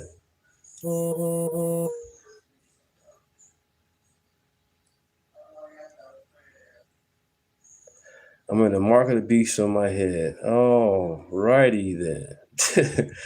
So I'm wearing the mark of the beast on my head, but you cool with grown men and women out here mutilating our kids, and you cool with the pride flag being around, and you cool with drag queen story hours in school. Are you fucking serious? How the fuck a MAGA hat is the 666 mark of the beast, and you bastards cool with these freaks coming to our kids' school and bathrooms, grown men and women's bathrooms? You bastards are sick, man. Selective outrage. Once again, a hat triggers somebody. My hat's a mark of the beast, but you cool with men and women's sports, women's bathrooms, cutting our kids up. You cool with the party, having the black and brown community abort our babies. You fucking serious, bro? Grow the fuck up, man. That's his answer. He wants to eliminate private housing, decommodify is his Marxist term, to get rid of private housing entirely and to have government. I'm going to say this again. Anybody keep on bringing up the Epstein files, you bastards are nasty because you cool with the open borders. It's been proven these illegals coming in here with drugs, hurting our women and children. It's been documented. You see it, you hear it. They don't fit the narrative, huh? Y'all crazy, man. Epstein file, Epstein. But you want open borders all goddamn day. And it just shows that the Muslims want to marry a 9-year-old, a 10-year-old, because she bleeds. Now he can marry her. You fucking stupid. You sick. You come on these conservative chat like you guys bigger and better than us. Because we vote a certain way. We make sense with our votes. It's only two genders. You guys got these pronouns on your profiles and your pages, him, them, him, her. What the fuck? If you a male, you a male. You a woman, you a woman. Why are you putting the fucking pronouns up? You people are sick, man. Epstein files. But you want open borders. My hat trigger you. But you want men and women's bathrooms. Cut the kids off. Kill the kids. Fuck out of here. You sick. and own the whole thing. Yeah, he wants to turn America into a squalid tenement, except for the privileged few at the top, as you see in those totalitarian countries. And Yeah. I mean, hey, his wife is a great example of this. Did you see this one guy? Zohran Mamdani's wife got called out. Rama Dawaji? Did I say that right? Probably not. Anyway, Rama decided to skip the 250 celebrations. She went to Spain, of course. And at the end of the day, it's all entertainment. I don't know Trump. You don't know me. I don't know you. All I ask for everybody, love each other, pray for each other, and unity, man. We all one race. One race. And as a comedian said as a joke, only one superior race, and that's NASCAR race. You know what I'm saying? On the real. I love everybody. I don't want no division. It's 100 million of us. And in Congress, what is it, like 500 of them? It's more of us than them at the end of the day. Islamic spiritual wellness retreat in Spain. Lovely, lovely, lovely, lovely. So Rama doesn't care about our 250th anniversary. I mean, she was here, grew up in Texas by way of Syria, and apparently would rather celebrate Islamic traditions, really great that they are for women and all, over there in Spain, rather than celebrate freedom here in the United States of America, where her hubby happens to be the mayor of the financial capital of the world. Shocking that that is. So what's that about? Apparently a reporter, this is great, reporter caught her. I love this. I wonder if she was flying first class. Would be so fitting, right? Champagne socialists that they are. Zohran Mamdani was telling New Yorkers to lower their AC. He said, hey, 78 degrees. Of course, he had it at 61.9 in City Hall. So while he was telling New Yorkers, this Arjan Wexler writes, to lower their AC, his wife, Rama Dawaji, was boarding a flight to go party in Mallorca. Wow. Reminder that I can't tag her because she... Look at him. See, look at Daddy Government telling him what to do with the AC. Look at him. Why his wife go kick it. Insane. Deleted her account after her insanely, I think it goes on to say, off-colored remarks. Remember after October 7th? I mean, this woman is bad news. Like, that should have disqualified it. Look, fine. Your wife can be a Looney Tune and you're the mayor of New York City. I understand, like, she's her own person. Probably I understand that more than she does, since she's going off to have a, Islamic party in Spain. It's a religion that, frankly, is horrible to women and doesn't respect women at all. But, you had me on the cover up with the hijab and everything. Forget it. So she's off to party in Spain, and her husband's knocking the U.S. from George Washington's desk on our 250th birthday. Like, what is wrong with this picture, people? Okay, what is wrong? Up. Just awful. Okay, really, really awful. And this is who New York City elected. Oh, and there's more where that came from.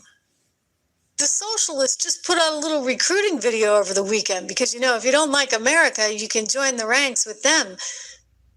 Given all the alleged Chinese financing that goes into this, I want you to take a peek. Honestly, they got to get a better looking crowd. I'm telling you, this is not winning over too many that I know. I'm a socialist because I think we should fund public education, not bombs that kill innocent children. Okay, by the way, she's like the Christy Brinkley in the whole video. She's like the socialist version of Christy Brinkley because that's as good as it gets. And they were smart to put her first. Here we go. Bombs that kill innocent children. I'm a socialist because I want to see my immigrant communities live with safety and dignity. I'm a socialist because I know that the only way we all get free is if we put an end to the U.S. war machine. I'm a socialist because no child should have to go to bed hungry or without a roof over their head. I'm a socialist because I want a sustainable future for my kids. I'm a socialist because art and culture should be a right for all, not a privilege for a few. I'm a socialist because queer and trans people deserve to live a dignified life where our health... Independent American first. You say Jew news. Well, if it's a Jew news, why are you over here then? Independent American first. It's a good name to have. So when you guys come to our chats, are you coming here to change the world with this? What's going on? I don't get it. I get they troll. Are y'all getting paid for this? I'm glad you guys here. Appreciate it. I have no arguments out of me. So I've been live streaming for like 3 hours and 27 minutes. I appreciate you guys being here. I have no complaints at all. It's been 3 hours and 28 minutes now. No issues out of me. It's just funny how you guys come to our channel and chats and say the most stupid stuff. If you want us to convince to go back to Democrat or stay Democrat, you guys need a better argument. Because I can easily pull up any video from the past and debunk anything. Oh, I can learn from it too. It doesn't matter. It's just amazing how you guys get on our platforms and say the most stupid stuff.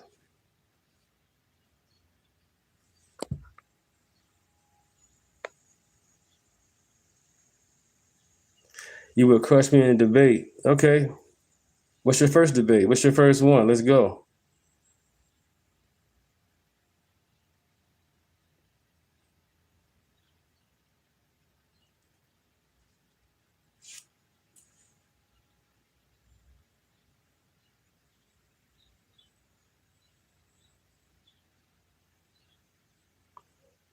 You're not debunking anything. You ain't even start with nothing. Bring something. Come on, I'm ready. Blood Rain, come on, I'm ready. What you got? You got time to put the emoji clowns. You got time to type. Come on.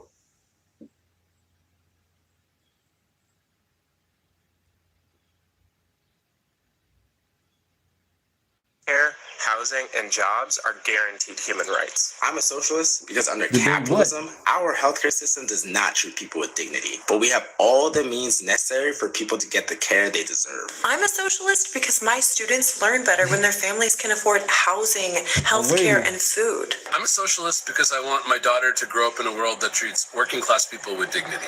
I'm a socialist because it's the only viable option for our people and our planet. That's all y'all got?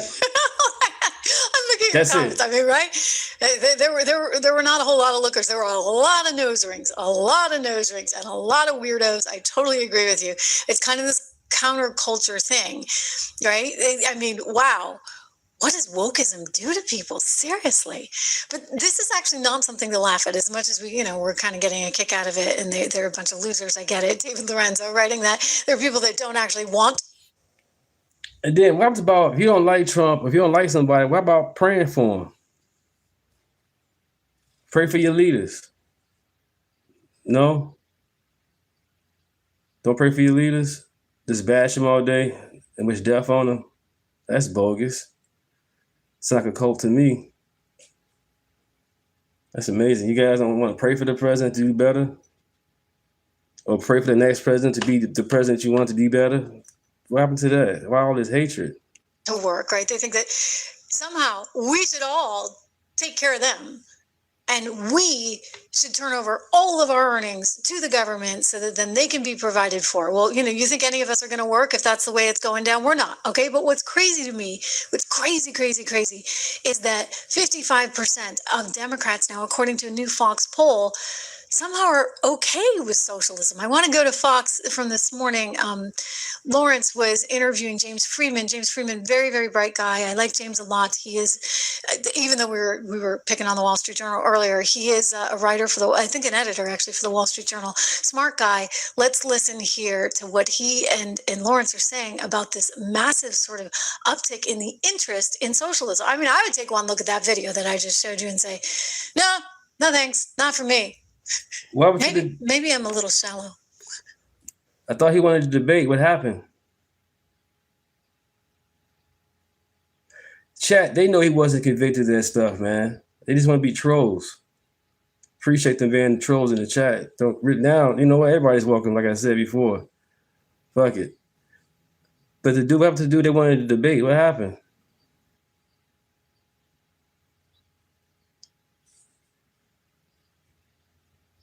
Oh, you timed him out? Okay. I just can't get beyond the nose rings. I want to bring you to Wes Moore, the governor of Maryland, as well as Josh Shapiro, who's also the governor of the Commonwealth of Pennsylvania. And they talked about distancing themselves from those Democratic Socialist candidates. Here they are. I think what our party has to go through that will be very healthy and something we've not really done since the 1992 election cycle is to have a battle over what we believe in. I think the thing that I focus on is what's the results that I'm providing for my people. I do not prescribe to an ideology. I do not prescribe to a wing. So, James, when you look at the poll and the Fox News polls, the United States moving away from capitalism and more towards socialism, is it a good thing or bad thing? 55% of Democrats say that's a good thing, and only 22% of Republicans say that's a bad thing. What do you make of all of that? It is disturbing. I think that a lot of those polls, once you explain to people what socialism actually is, it gets less popular. So I would still maybe... Okay, Blood Rain, you're back. You got time back in. So what you want to debate about? Now that you're back. Is it a racist emoji? Well, they go to show you who the racist is. Come in the chat calling me a coon or any type of names. You guys are the ones. You the racist. You the ones that's hate. Be encouraged by that. I do think, I know sometimes there's this sort of dance where candidates on the far left or pals in the media may suggest that it's socialism, not communism, and therefore very benign. But we've seen what the Democratic Socialists, that's what they called themselves, did to Venezuela over the last 25 years, really turned it from a thriving country into a hellhole of not just economic deprivation, but loss of political rights, a democratic socialist dictatorship, basically. Shane Meeks, thanks for being in the chat. Appreciate that. Been listening all day. Thanks, broski.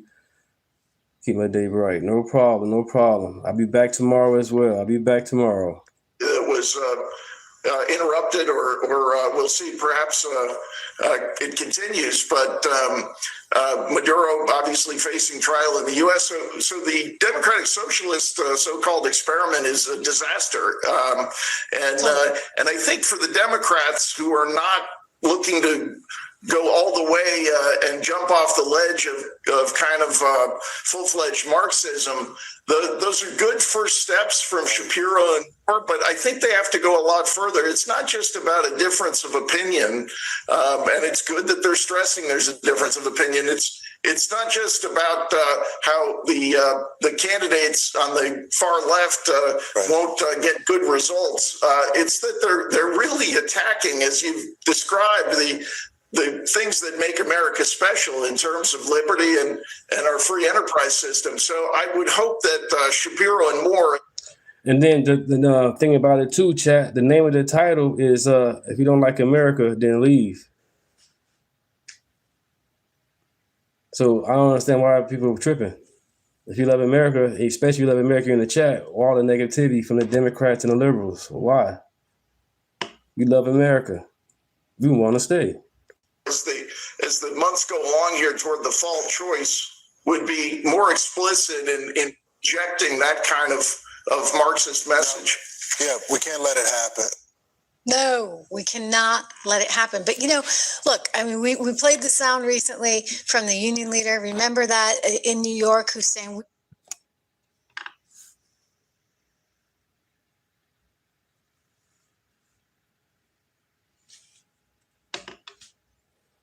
Oh my gosh. Fiction Hitch. He said Biden wasn't even Epstein's friend, loser.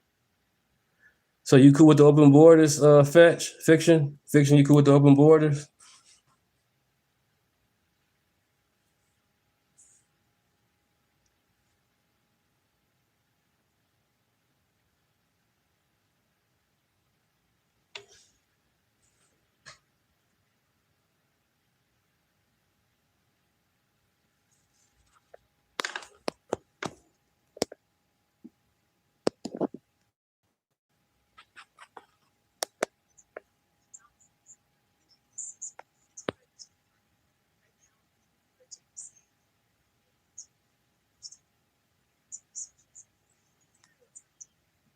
Yeah, they keep on talking about the pedophiles.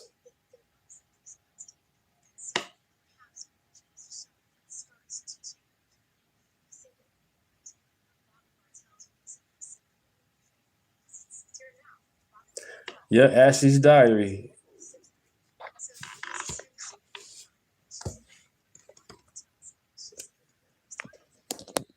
Very strongly about this, and then he just totally unloads on Mamdani and socialism, and this is what I suspect you're going to see more of, okay, a whole lot more of.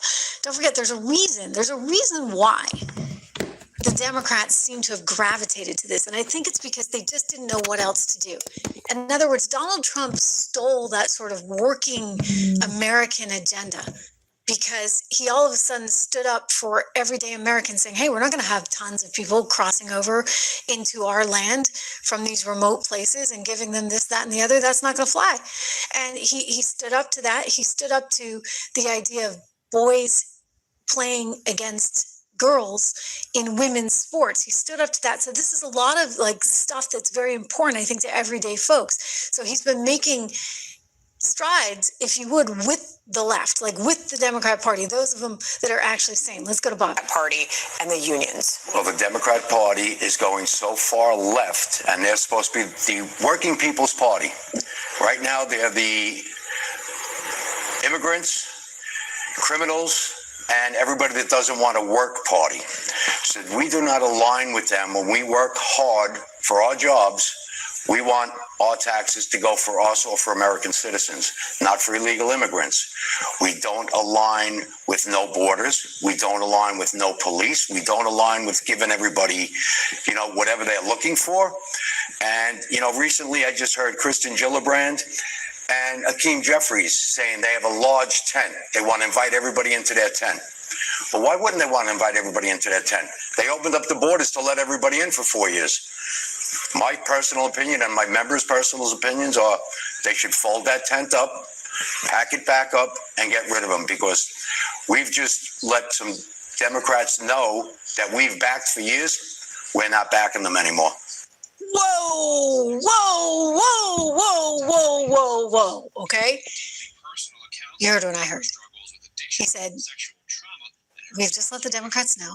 We have backed them for years, and we're not backing them anymore. Not backing them anymore. I mean, wow, for the unions to be ditching the Democrat Party, guys, that is actually a really big deal. And it shows you the point at which we're now at. I heard one of you guys talking about gold. You guys are wondering if I am live. You better believe I am live, at least in the here and now, right now.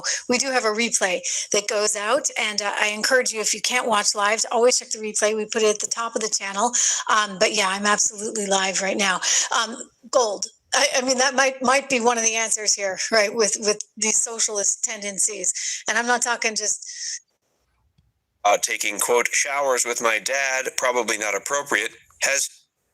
2 people from Florida have pleaded guilty to stealing and selling the private diary of President Biden's daughter, Ashley. Ashley Biden, the only daughter of President Joe Biden and First Lady Jill Biden, has found herself at the center of a firestorm that threatens to engulf her family and the presidency. In recent months, excerpts from Ashley's private diary have surfaced, containing deeply personal accounts of her struggles with addiction, sexual trauma, and her complex relationship with her father. One particularly explosive passage, in which the diary's author wrote about taking, quote, showers with my dad, probably not appropriate, has fueled a maelstrom of speculation and accusations of impropriety against the president, while Ashley has vehemently denied any allegations of abuse or misconduct, defending her family and asserting that her words have been grossly misinterpreted. The leaked diary excerpts have ignited a veritable atom bomb of controversy and partisan acrimony. Join us as we unravel the complexities of Ashley Biden's diary scandal and explore the crucial questions it raises about the boundaries of acceptable public discourse. The Ashley Biden diary scandal. The theft and subsequent leak of Ashley Biden's personal diary have sent nothing short of seismic shockwaves through the political landscape. In April 2024, Amy Harris, a Florida resident, was sentenced to 1 month in prison for her role in stealing and selling the diary to the conservative group Project Veritas for $20,000. Harris's actions, driven by financial desperation and a misguided belief. Whoa, whoa, whoa, whoa, whoa, whoa. Chat, you believe a diary, but not the Epstein files. What's the point of even playing this then? Wait a minute. So, what the fuck? What the fuck? She might prove that the diary might not even be what it said. You already denying it already. I'm gonna just finish it. Fuck it. It's 8 minutes long. Let's finish it. Let's see. That the diary could be leveraged for personal gain set off a chain reaction that has had far-reaching consequences. While Project Veritas initially declined to publish the diary's contents, citing an inability to verify its authenticity, excerpts from the journal found their way to a right-wing blog called The National File in October 2020, just weeks before the hotly contested presidential election. The leaked excerpts contained... I'm not denying the files at all. The files is what it says. It doesn't say that Trump did anything to anybody in the files, from what I've seen. And if he did, he'd be in jail. But that's not the case, and you guys know that. Because his name is in the file many a times. It doesn't say he did anything. And you guys know that. Oh, I forgot. You guys going to say, oh, it's been redacted. Come on, man. A lot of excuses. Well, I never did say I didn't believe the file. I know I didn't say it.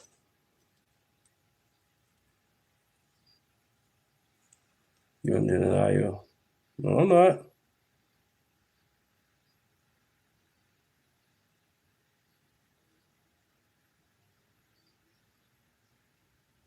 Trump the one that told on Epstein. Trump the one that cooperated.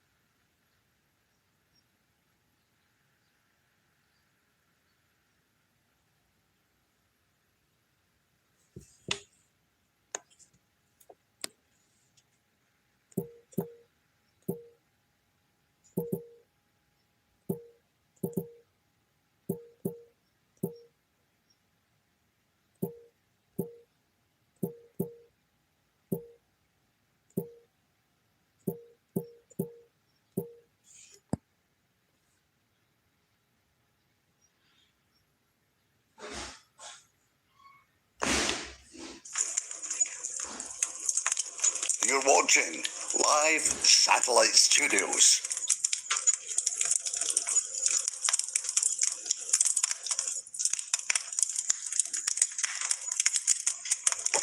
Indeed, I did have a relation. And Mr. President, moving on to my next question. Submitted to the record, we have a painting that seems to be of you, Mr. President, found in one of Jeffrey Epstein's residences wearing a, Do you have a question? It will be marked as Majority Exhibit 15. Proceed. Thank you. So, Mr. President, we are looking at an image of a portrait that is looks to be you, Mr. President, in this blue dress. Can you describe this painting? And he doesn't need to describe the painting. You just gave him a picture. What's your question? My question is, are you familiar with this painting? Have you ever seen it in person? I've never seen it in person. Do you know why someone would paint this? This man cheated on his wife in the Oval Office with his intern. No outrage? Oh. No outrage? Okay. Are you asking Objection. That's calls for speculation. You can ask the artist. And if I had known Jeffrey Epstein had this painting, it would have saved me this whole day. Did you ever introduce Epstein to Monica Lewinsky or any other young female White House staffer? Did Epstein ever request introductions to young female intern staffers of you? Did he request you to introduce them? And one regarding this exhibit 15, this portrait, to the right of this image, there appears to be a plain letterhead document that is framed in a gold frame. Are you familiar with? So he's testified that he's not seen this picture? The painting we asked, yes. And now I'm asking about the image next to it. So are you asking whether or not he's familiar with what's in this small frame? I'm the part that you have covered up. I'm asking if he's familiar with this letterhead letter that was Is this part of the painting?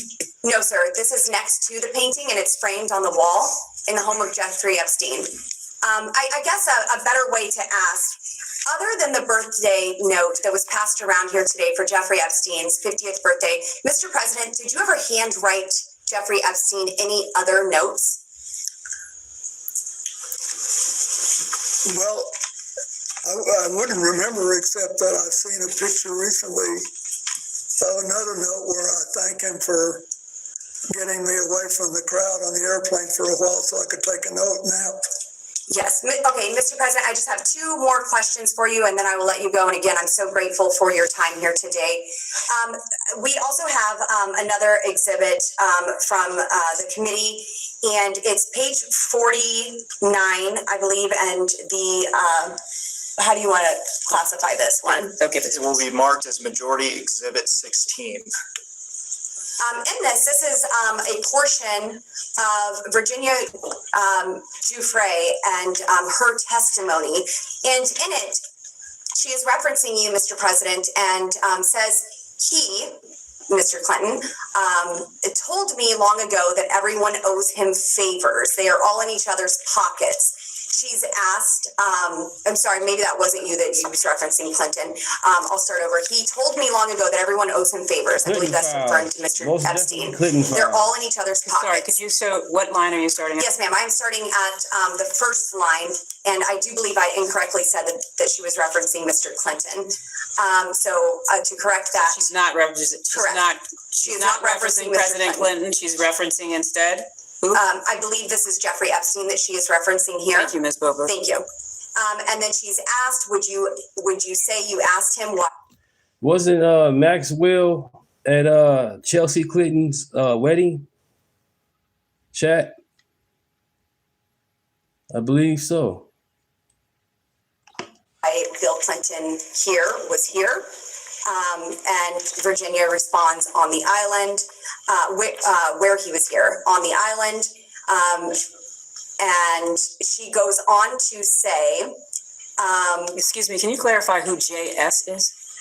Can we look and see who JS is? It says V and then it says JS. So yes, is this I will get you that name. But this is a conversation between two people, or is this a transcript of a deposition? This is a transcript of a deposition, yes. Thank you so much. It says telecon at the top. Doesn't appear to be a deposition. It says what we have this as.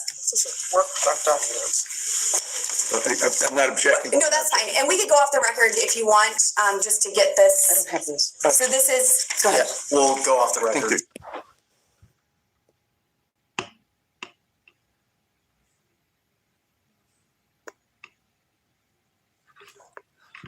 So we can go back on the record. Thank you very much.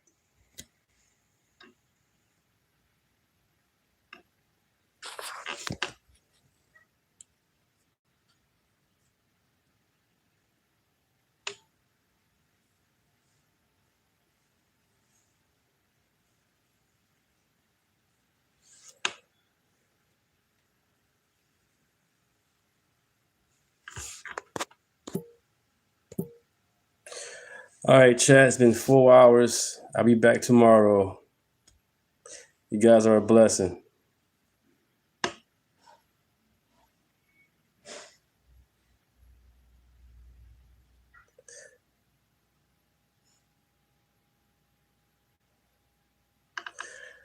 Catch you guys later. I'll be back tomorrow.